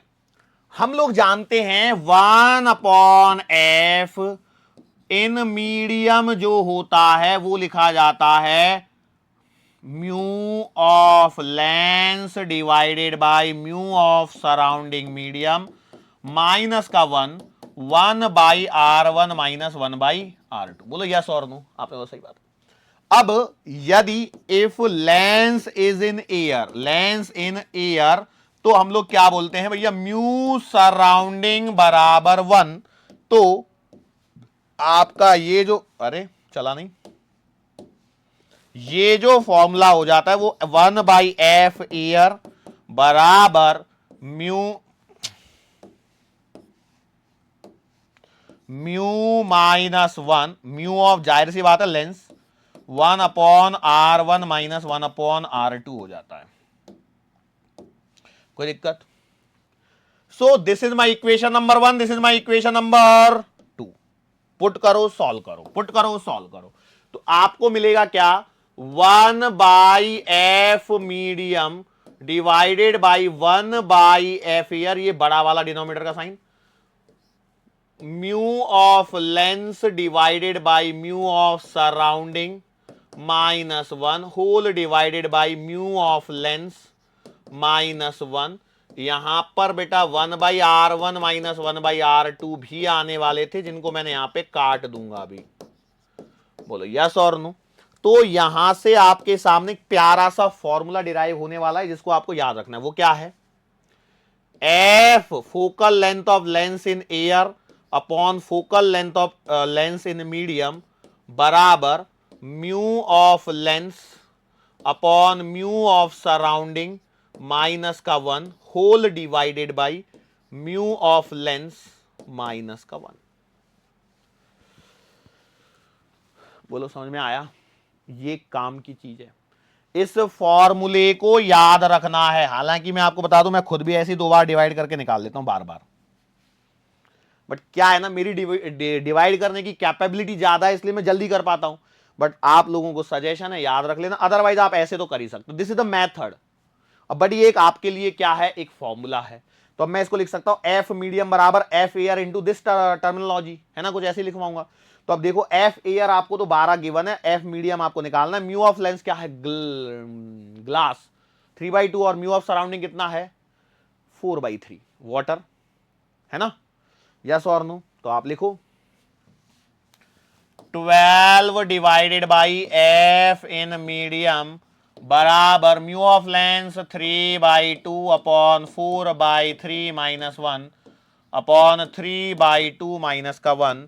सो बेटा 12 डिवाइडेड बाई एफ मीडियम बराबर आएगा कितना, देखो ये 3 ऊपर जाएगा तो 9/8 माइनस 1 अपॉन 1/2। 9/8 माइनस 1 करो तो कितना आएगा 1/8। So it implies 12 divided by F medium बराबर 1/8 डिवाइडेड बाई 1/2। बोलो यस और नो।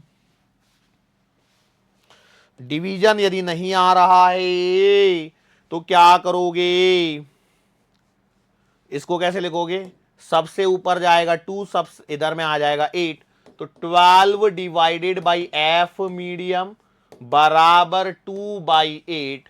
सॉल्व कर लो बेटा, एफ मीडियम जो आ रहा है, 2 से काटो 4 बार 24 48, 48 सेंटीमीटर। बोलो यस और नो। क्या ये वाला क्वेश्चन आपको समझ में आया है या नहीं आया है? सर समझ में तो आया है, बहुत ही आसान सवाल था। क्या इस रिजल्ट को आप याद रख पाओगे? सर कोशिश करेंगे। क्यों सर जी? क्योंकि सर आपने बोला है कोशिश करने वालों की कभी हार नहीं होती है, इसके लिए। चलो कोई बात नहीं, इस बात को तो कम से कम एग्री कर ले हो आप। 100 बातें मैं बोलता हूं, 100 में से एक बात तो मान लेते हो, वही बहुत है हमारे लिए। ठीक है, लेक्चर लंबा खिंचते जा रहा है क्योंकि कुछ न्यूमेरिकल पे न्यूमेरिकल देखो ये सारा जो चैप्टर है ना, इसमें ये वाला जो पोर्शन है उस पर न्यूमेरिकल पे बहुत फोकस करना पड़ता है, कैसे टाइप की वैरायटी बनाई जा सकती है, कैसा न्यूमेरिकल बनाया जा सकता है। ठीक है, आगे बढ़ता हूं मैं। Spherical air lens of radii R1 बराबर R2 बराबर 10 centimetre is cut in a glass cylinder. Determine the focal length of air lens if a liquid of refrigerant S2 is filled in the lens, what will happen to its focal length. 2 सवाल हैं basically इसके अंदर में। सवाल समझिए क्या हो रहा है। सवाल ये हो रहा है, आपके पास में एक ग्लास का सिलेंडर था, ठीक है, ठीक है, ग्लास था, उसमें से आपने क्या कर दिया, इसको बीच में से ऐसे काट दिया, और अब यहां पर क्या हो गया है, इतने वाले पोर्शन में, ये वाले पोर्शन में भैया ये है आपका ग्लास, ठीक है, इतने वाले पोर्शन में ये है आपका glass. Okays okays okays okays okays okays, है ना, और बीच में क्या बन गई है इतनी में, एयर। ये क्या है, third I, third I, Lord of the rings, है ना। सर देखिए आपने, समझ में नहीं आई, इतनी लंबी थी, आगे चले पीछे भूल गए। सर ये तो ऐसा लग रहा है फिजिक्स की जैसी कहानी हो गई, आगे चल रहे हैं पीछे साफ है सब कुछ। ऐसे ही हुआ वो लॉर्ड ऑफ द रिंग्स में भी इतने सारे पार्ट हैं, आगे देखते हैं वो पीछे पता लगता है वो गैंडाल्फ कहां चला गया, वही समझ में नहीं आया बीच में ही। ये कौन है, आधे लोग तो अभी भी सदमे में है, ये गैंडाल्फ कौन है। स्फेरिकल एयर लेंस, अब ये सवाल समझ में आ गया ना, सवाल क्या है ना, जो सपाट रेडियस R1 R2 दिया गया है, उसको ग्लास में से काट लिया है, ये एयर लेंस बन गया, इसे एयर लेंस कहते हैं। ठीक है, the same question can be form for water also. मैंने यहां पे क्या लिया है, ग्लास, है ना, वही सेम सवाल बना देगा एग्जामिनर, बोलेगा क्या हो गया, नदी बह रही थी, उसमें एक बुलबुला तैयार हो गया, बुलबुले को क्या बोलते हैं इंग्लिश में? बबल। अब बबल इज फॉर्म और उसकी रेडियस दे दी। अब बबल तैयार हुआ है तो दोनों साइड से रेडियस सेम होगी कि अलग अलग होगी? सेम होगी। यहां पे भी वही है। मतलब ये वास्तविकता में ऐसा जो शेप दिखाया गया है वो थिन लेंस के हिसाब से दिखाया गया है। Is it clear to you? अरे बोलो सही है। तो सर पानी में, अरे पानी में तो बुलबुला बनेगा ना, उसमें कैसे काट के चिपका लोगे? यस, चलो ठीक है, लेकिन फिर भी वो कुछ कर लेते भैया, क्योंकि एग्जाम में तो हाइपोथेटिकल क्वेश्चंस में ज्यादा विश्वास रखता है। चलो कोई बात नहीं। अब इसकी फोकल लेंथ बतानी है। अब क्या दिक्कत है बताओ? Any problem? नहीं, नो प्रॉब्लम। तो भैया 1/f ऑफ एयर लेंस बराबर, ध्यान रखना इसलिए फॉर्मूला अच्छे से, mu of lens divided by mu of surrounding minus 1 ओ ओ ओ ओ 1/r1 - 1/r2। क्लियर? लिखो 1/f बराबर म्यू ऑफ लेंस, लेंस का mu, lens is air lens तो 1 आएगा। This is the mistake which you can do over here, yes और नो। और नीचे क्या लिखा है? Mu of surround. इस एयर के बाजू में कौन है? इस एयर के बाजू में ग्लास है, और ग्लास का रिफ्रैक्टिव इंडेक्स 3/2 होता है। अच्छा मैं एक बात बताऊं, चलते लेक्चर में कहीं मैंने ऐसा तो नहीं बोल दिया ना ग्लास का रिफ्रैक्टिव इंडेक्स 4/3 बोल गया हूं? वाटर का 4/3 होता है। हालांकि मैं इतनी देर से वही रिकॉल करने की कोशिश भी कर रहा था, उस समय भी मैंने रिकॉल करने की कोशिश की थी, लेकिन पता नहीं मेरे को ऐसा समझ में नहीं आ रहा था। 1/r1, तो बेटा मान लीजिए इसको मैं r1 मान लेता हूं, इसको r2। अब आपको समझ में आ गया होगा r1 r2 से कोई फर्क नहीं पड़ेगा, इसलिए मैंने वो सवाल पहले करवाए। एक ही सवाल को घुमा फिरा के क्यों कर रहे थे? रीजन यही था। ठीक है, 1/r1। ओके, r1 कितना इधर जाएगा? ये प्लस आएगा, -1 और ये आपका माइनस का 10। सो 1/f बराबर 2/3 -1 और minus minus plus 1/10 plus 1/10। This is equals to 1/f बराबर कितना आएगा? 2/3 -1 -1/3 हो, -1/3 into 1/10 plus 1/10, it is 2/10। Okay, और हम कह सकते हैं 2 से कटेगा ये 5 बार, सो आपको मिलेगा 1/f बराबर -1/15। सो एफ बराबर माइनस का 15 सेंटीमीटर। ठाकुर मिला? एफ बराबर -15 सेंटीमीटर। यस और नो? सर सही से बताना, साइड में आप एक्टिंग क्लास भी जाते हो ना रोज, यहां पढ़ाने के बाद में शाम को घर पे? लग रहा है। एफ बराबर -15 centimetre. Oh that's the answer. So इस एयर लेंस की जो फोकल लेंथ आई है वो हमारे पास -15 सेंटीमीटर आई है। Is it clear to you? Okay, this is प्रथम प्रश्न। सर ये क्या था? आधी इंग्लिश आधी संस्कृत। ओके, अरे बदलो। हाँ, इस सवाल में आगे पढ़ो क्या हो रहा है। यदि इसमें मैंने 2 का वो भर दिया, क्या? लिक्विड, तो बताओ अब क्या होगा? अब बताओ बताओ बताओ। Same formula will be applicable to कहां चला गया ये? अच्छा वहीं आ गया मैं। ओके, सो सेम फॉर्मूला को लगा लो। तो भैया अब आप लिखोगे 1/f बराबर mu of lens divided by mu of surrounding -1 1/r1 -1/r2। देखो इसलिए ये फॉर्मूला बहुत समझदारी से और समझदारी भरा सवाल दिया गया यहां पे। बोलो क्या आएगा? ये मीडियम जब भर दिया है आपने तब है। तो 1/f इन मीडियम बराबर म्यू ऑफ लेंस, अब कितना हो गया? आपने वहां पे 2 रिफ्रैक्टिव इंडेक्स भर दिया, डिवाइडेड बाय सराउंडिंग 3/2 -1 1/10 -1/10। ये करके आया हूं इसलिए मुझे याद है, घर से नहीं, अभी तुम्हारे सामने किया था। घर से करके आता फिर बात ही क्या है। पता है मेरी छोटी सी बेटी है, फिर वो भी पढ़ने लगेगी, वो भी फिजिक्स पढ़ाएगी। फिर 4/3 माइनस का 1 और ये 2/10। है ना, के होया 1/3 इंटू 2/10। सो भैया आपका आंसर अभी भी वही है 15 centimetre. What is the difference? Difference बता दो क्या है? डिफरेंस इज ओनली कि जो नेचर है वो चेंज हो गया है। यही सवाल में मैं यदि आपसे बोल दूं कि सवाल को ब्लैक पेन से करेंगे हम लोग कि भैया म्यू बराबर 3 का कोई मटेरियल भर दिया, तो आपको नहीं दिख रहा होगा, कोई बात नहीं, म्यू बराबर 3 का मटेरियल भर दिया, तो आप क्या करोगे? 1/f मीडियम बराबर आप लिखोगे, देखो कितना, 3/3/2। ध्यान रखना मैंने 3 का भरा इस बार। देखो ये सवाल किसके लिए? 2 रिफ्रैक्टिव इंडेक्स का मटेरियल भर दिया, तो ये ऐसी सिचुएशन हो गई। और अब मैं क्या बोल रहा हूं, 3 का भर दो, कोई दिक्कत नहीं है, 1/10 माइनस माइनस 1/-10। ओके, तो यहां पे आएगा कितना, 2 ऊपर जाएगा, 3 से 3 कटेगा, तो ये 1 हो जाएगा। क्या कर रहा हूं मैं, सही तो कर रहा हूं ना? 3 से 3 कटेगा, 2 ऊपर जाएगा, 2 में से 1 गया तो 1, 1/10 1/10, तो ये तो 2/10 होता है, मतलब एफ मीडियम जिसका रिफ्रैक्टिव इंडेक्स 3 है के लिए बेटा फोकल लेंथ आ जाएगी 5 सेंटीमीटर। कितने सवाल करवा दिया मैंने आपको, क्या आप इस बात को देख पा रहे हैं? इस शूज की और ये क्या अटक गई यार।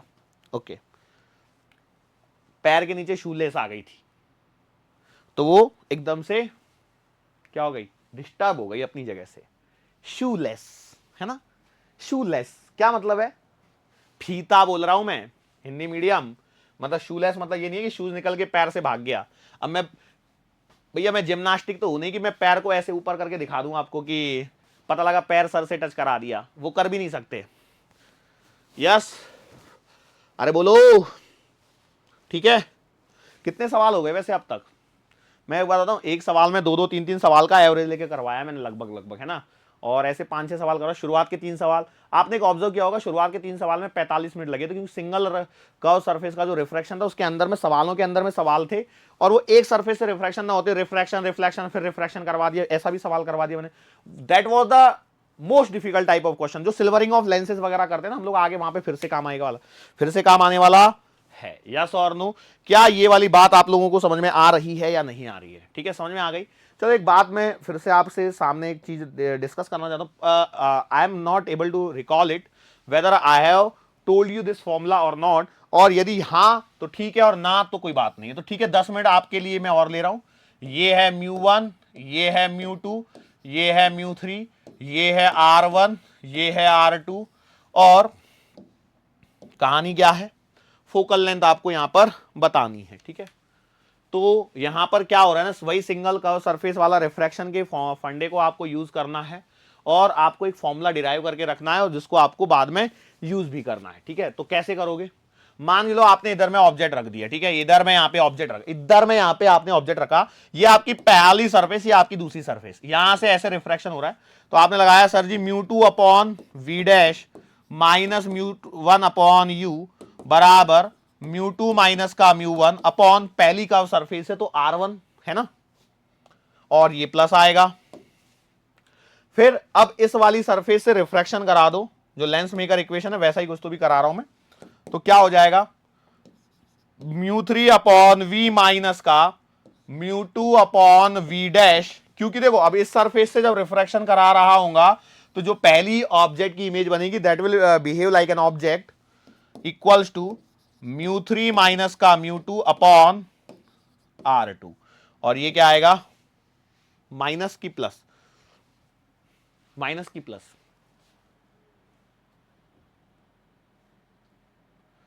सर पता नहीं, अननोन है, छोड़ दो अभी इसको, इसको भूल जाओ अभी थोड़ी देर के लिए, इस पे फोकस ही मत करो, साइन वगैरह पे सब प्लस प्लस लेके करो, सिर्फ फॉर्मूला यूज कर रहा हूं मैं यहाँ पे। ठीक है, किसी में भी उसमें यूज नहीं कर रहा। दोनों को ऐड कर लो, तो दोनों को ऐड करने से ये और ये तो आपस में कैंसिल हो जाएंगे, तो आपके पास में बचेगा बेटा कितना, μ3/v माइनस का μ1/u बराबर μ3 माइनस का μ2 डिवाइडेड बाई R2 प्लस का μ2 माइनस का μ1 डिवाइडेड बाई R1। कभी कभी तो मेरे को भी डर लगता है। ये पॉइंट समझ में आया? मैं देखो क्या बोल रहा हूं, मैं कह रहा हूं μ3/v माइनस का μ1/u बराबर, इसको पहले लिख लो, तो μ2 माइनस μ1 अपॉन R1 प्लस का μ3 माइनस का μ2 डिवाइडेड बाई R2। ठीक है, ये पॉइंट समझ में आया? से समझ में तो आ गया। अब क्या कहना चाहते हो, इसको एक तो रिजल्ट को याद रखना है। ये रिजल्ट है यदि आपका ऑब्जेक्ट यू डिस्टेंस पे रखा है, इमेज वी डिस्टेंस में बन रही है, म्यू1 म्यू2 म्यू3 क्या है आपके रिफ्रैक्टिव इंडेक्सेस है, और R1 R2 क्या है रेडियस ऑफ कर्वेचर है। क्या ये बात समझ में आ रही है या नहीं आ रही है? तो मैं बोलूंगा कि बिल्कुल सही बात है। नाउ यहां पर एक पॉइंट आता है, वो पॉइंट क्या आता है? पॉइंट हमसे कहता है कि यदि मैंने ऑब्जेक्ट को इन्फिनिटी पे रखा है, ऑब्जेक्ट को कहां रख दिया है? इन्फिनिटी पे, तो जो आपका वी डैश होता है वो F2 के बराबर हो जाता है। ध्यान सुनो मैंने क्या बोला। देखो जब मैं इनको ऐड कर रहा हूं तो म्यू2 बाई वी डैश और म्यू2 बाई वी डैश क्या हो रहे हैं आपके? कैंसिल आउट हो रहे हैं या नहीं हो रहे हैं? तो आपने बोला सही बात है। वैसे मैंने सही तो लिखा है ना सब कुछ। Mu two by v minus mu one by u बराबर mu two minus mu one upon R1। म्यू2 उस मीडियम का रेफरेंस है जिसमें लाइट जा रही है। ओके ठीक है। तो यहाँ पे फिर मैं कहाँ पे कुछ चूक गया क्या?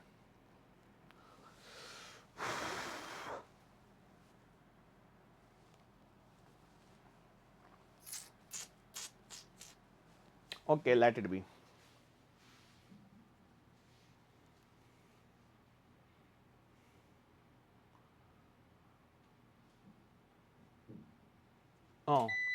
ओके लो भैया, लाइट भी साथ नहीं दे रही है अब तो, थोड़े से अंधेरे में समझ लो इस चीज को। सवाल मैं बाद में करवा दूंगा। मैं ये कहने की कोशिश कर रहा हूं कि यदि ऑब्जेक्ट को इन्फिनिटी पे रखा है तो इमेज कहां बनती है बेटा? Image is formed at in sorry F F F. तो यहां से एक फॉर्मूला निकल के आएगा। देखो इसको यू की जगह इन्फिनिटी रखोगे तो आपको आएगा म्यू3 डिवाइडेड बाई एफ बराबर माइनस म्यू1 डिवाइडेड बाई इन्फिनिटी बराबर म्यू2 माइनस का म्यू1 अपॉन R1। देखो यदि गायब हो जाए तो ये मान के चलना कि यही सब कुछ लास्ट है, ठीक है? ओके, क्योंकि अब मैं इससे ज्यादा इंतजार नहीं कर पाऊंगा। वैसे आ गई लाइट ने धोखा नहीं दिया, मैंने स्पीड बढ़ाई और लाइट आ गई। चलो कोई बात नहीं, ये समझ में आया। तो ये वाली टर्मिनोलॉजी क्या हो जाएगी? जीरो। ठीक है, ये वाली टर्मिनोलॉजी क्या हो गई? जीरो हो गई। तो अब आप इस फॉर्मूले को थोड़ा सा ध्यान से देखिए क्या आ रहा है। ये आ रहा है म्यू3 बाई एफ बराबर म्यू2 माइनस का म्यू1 अपॉन R1 माइनस म्यू3 minus mu two divided by R2। Minus कहां से हो गया बीच में अचानक से? प्लस। ठीक है, म्यू3 बाई एफ बराबर mu two minus mu one upon R1 plus का म्यू3 minus mu two divided by R2। ऐसा हो रहा है।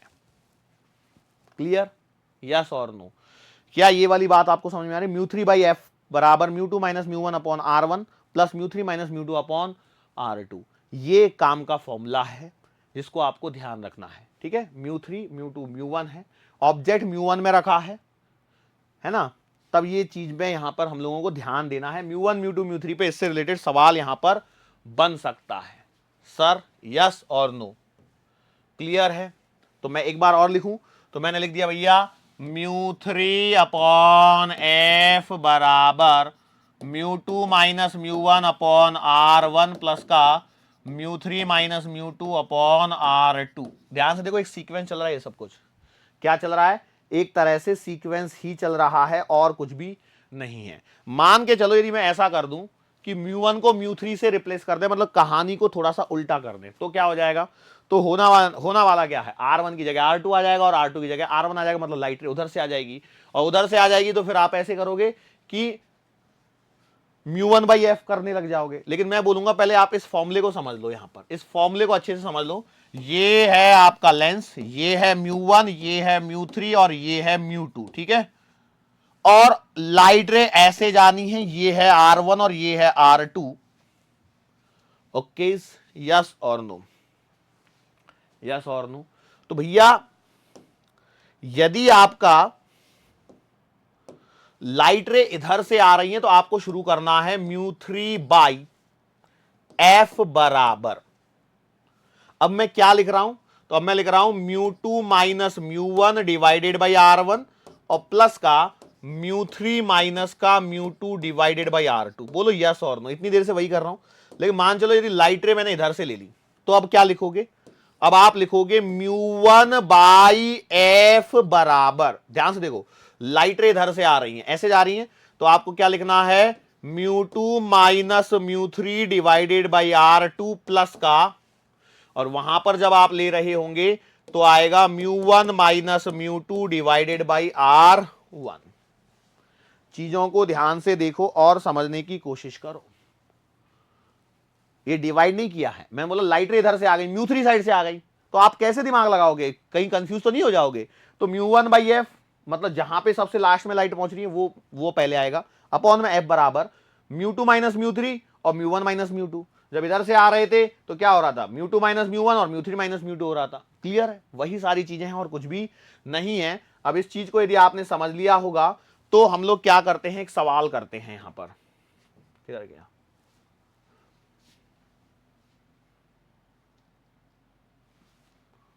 ओके मैं सोच रहा था लेंथ ऑफ द लेंस वाला सवाल कहां से आ गया बीच में। A thin lens made of glass is placed such that one side of lens is air and one side water। ठीक है, सवाल को ध्यान से समझ में आया आपको। सवाल कैसा है, सवाल ये है आपका लेंस, और इधर में है आपका यहां पर वाटर वाटर वाटर, ए वाटर टर वाटर, है ना। ओके, अब यहां पर क्या हो रहा है, a thin lens made of glass, मतलब ये ग्लास है। देखो ये है आपका μ1, ये है आपका μ2 और ये है आपका μ3। Radius of curvature at air side is 10 centimetre and water side is 20 centimetre. यहां पे आपको दिया गया है R1 बराबर 10 और यहां R2 बराबर 20। So find the focal length of the lens if rays are incident from air side. मतलब भैया लाइट रे इधर से आ रही है, बताओ अब कैसे करेंगे। तो आप लिखोगे μ3 अपॉन एफ बराबर, बोलो यस और नो। पहली सरफेस यहां पे मिल गई तो μ2 माइनस का μ1 अपॉन R1 प्लस का μ3 माइनस का μ2 अपॉन R2, बोलो यस और नो। Put the values. μ3 क्या है, वाटर, मतलब 4/3/f बराबर μ2 माइनस का μ1, तो आप लिखोगे बेटा 3/2 माइनस का 1 अपॉन R1। तो बेटा R1 कितना आएगा, प्लस का 10। क्यों, क्योंकि इसको मेजर करने के लिए आपको उसी डायरेक्शन में चलना है। और प्लस का μ3 माइनस μ2, तो आप लिखोगे बेटा 4/3 माइनस μ2 है बेटा 3/2 डिवाइडेड बाय R2। तो बेटा R2 मेजर करने के लिए आपको उल्टा चलना पड़ेगा लाइट के, मतलब माइनस का 20। बोलो यस और नो। बस इतना सा सवाल है, ये कैलकुलेशन है, पूरी प्योर कैलकुलेशन है, उससे ज्यादा कुछ भी नहीं है। अब देखो, सिंस मैं चाहता हूं कि भैया कहीं हमारा आंसर वांसर में कोई दिक्कत तो नहीं, उसको एक बार क्रॉस चेक कर लेता हूं। तो वैसे तो 160/7 या कुछ तो भी आंसर था इसका, तो ये आएगा 4/3f बराबर 3/2 में से 1 कहे तो 1/20, 4/3 में से 3/2,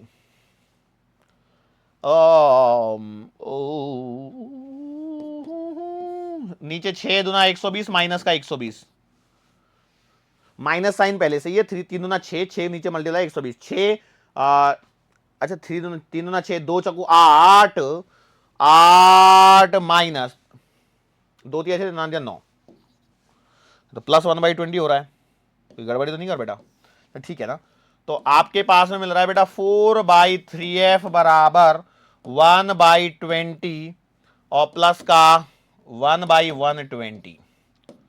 क्यों प्लस हो गया, माइनस माइनस प्लस हो जाएगा। तो 4/3f बराबर एलसीएम आपने लिया 1/20, 2 6 12, 6 प्लस का 1, ओके 7/120। 4/3f बराबर आ रहा है 7/120। सही तो चल रहा लग रहा है।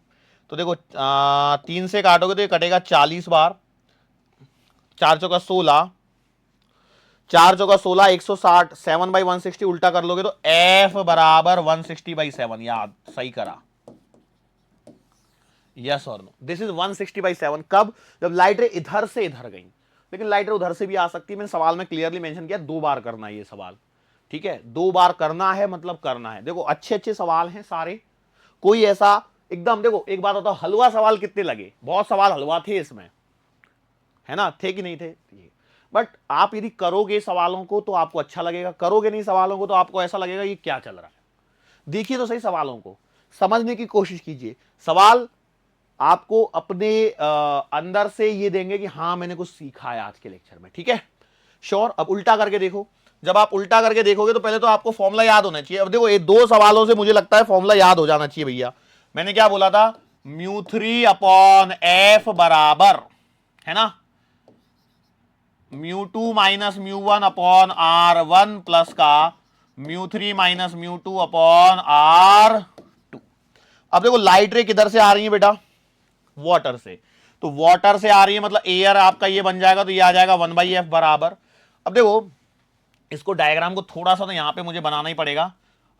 ये है 1, ये है 3/2, ये है 4/3, ये है 10 और ये है 20, है ना।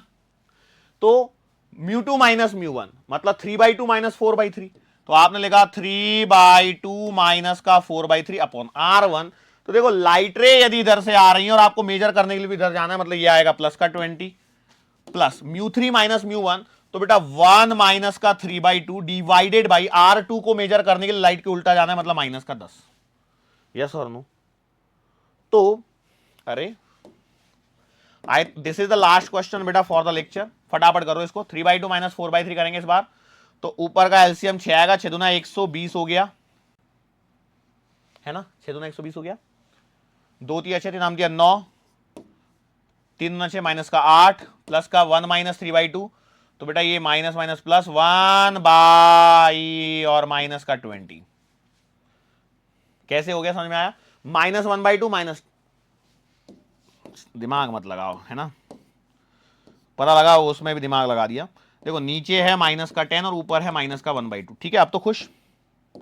तो अब ये बेटा 1/20 बनने वाला है, तो देखो 1/f बराबर आएगा 1/120 और प्लस का 1/20।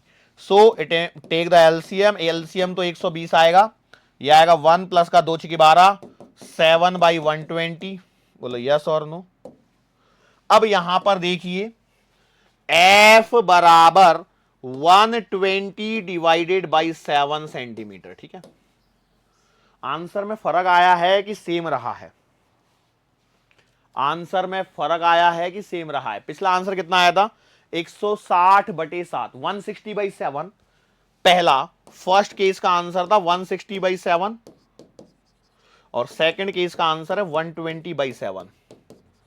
क्या दोनों में अंतर है कुछ, यस और नो, बहुत अंतर है। तो जब अलग अलग मीडियम होते हैं तो डायरेक्शन ऑफ लाइट रे चेंज होने से आपका आंसर में फर्क पड़ता है, और ये एक न्यूमेरिकल से हम लोगों ने इसको प्रूफ करने की कोशिश करी है। यस और नो, क्या ये वाला पॉइंट मेरा जो मैं आपसे कहना चाहता था वो आपको समझ में आया है या नहीं आया है। मैं उम्मीद तो करता हूं कि बेटा आपको समझ में आया होगा। अब यहां से आगे जो मेरे पास में बचता है ना, यदि मैं बात करूं तो ये क्या बोलते हैं, लेंसेज को कांटेक्ट में रखने वाले सवाल और वो मल्टीपल सवाल वगैरह वाले वो सारे टॉपिक बचे हुए हैं, तो उनको भी मैं खींचने की कोशिश करूंगा। बट ये है कि मतलब आज मान लीजिए लेक्चर नंबर 12 है, तो मेरी कोशिश ये रहेगी बेटा लेक्चर नंबर 15 तक आपका चैप्टर खत्म हो जाए, मतलब 3 लेक्चर और लेके इस चैप्टर को मैं पूरी तरह समाप्त करना चाहता हूं। तो जितनी टाइप ऑफ वैरायटी पॉसिबल है उतने टाइप के न्यूमेरिकल्स में यहाँ पर कराने की एक कोशिश मेरी रहती है। बाकी हम लोग ये नहीं कह सकते कि आपका कि ये हो ही जाएगा या नहीं होगा, बट हाँ I am trying my level best to finish the topic in lecture number 15 तक की हमारी कोशिश है, ठीक है। सो 15 होगा नहीं होगा, 16 भी हो सकता है शायद, मुझे लगता है 16 तक हो जाएगा, है ना, क्योंकि उसमें एक वो आंख वाँख वाली और वो सारी चीज़ें और हैं, वो ऑप्टिकल इंस्ट्रूमेंट वाला माइक्रोस्कोप और टेलीस्कोप, फॉर्मूले याद रखने और कुछ नहीं है उसमें, ठीक है, श्योर। सो बेटा आज के लिए आज के लेक्चर को हम लोग यहाँ पे रोक लेते हैं, ठीक है। सो आज के लिए बेटा बस इतना ही, मुलाकात फिर से होगी आने वाले अगले लेक्चर के दरमियान। सो तब तक के लिए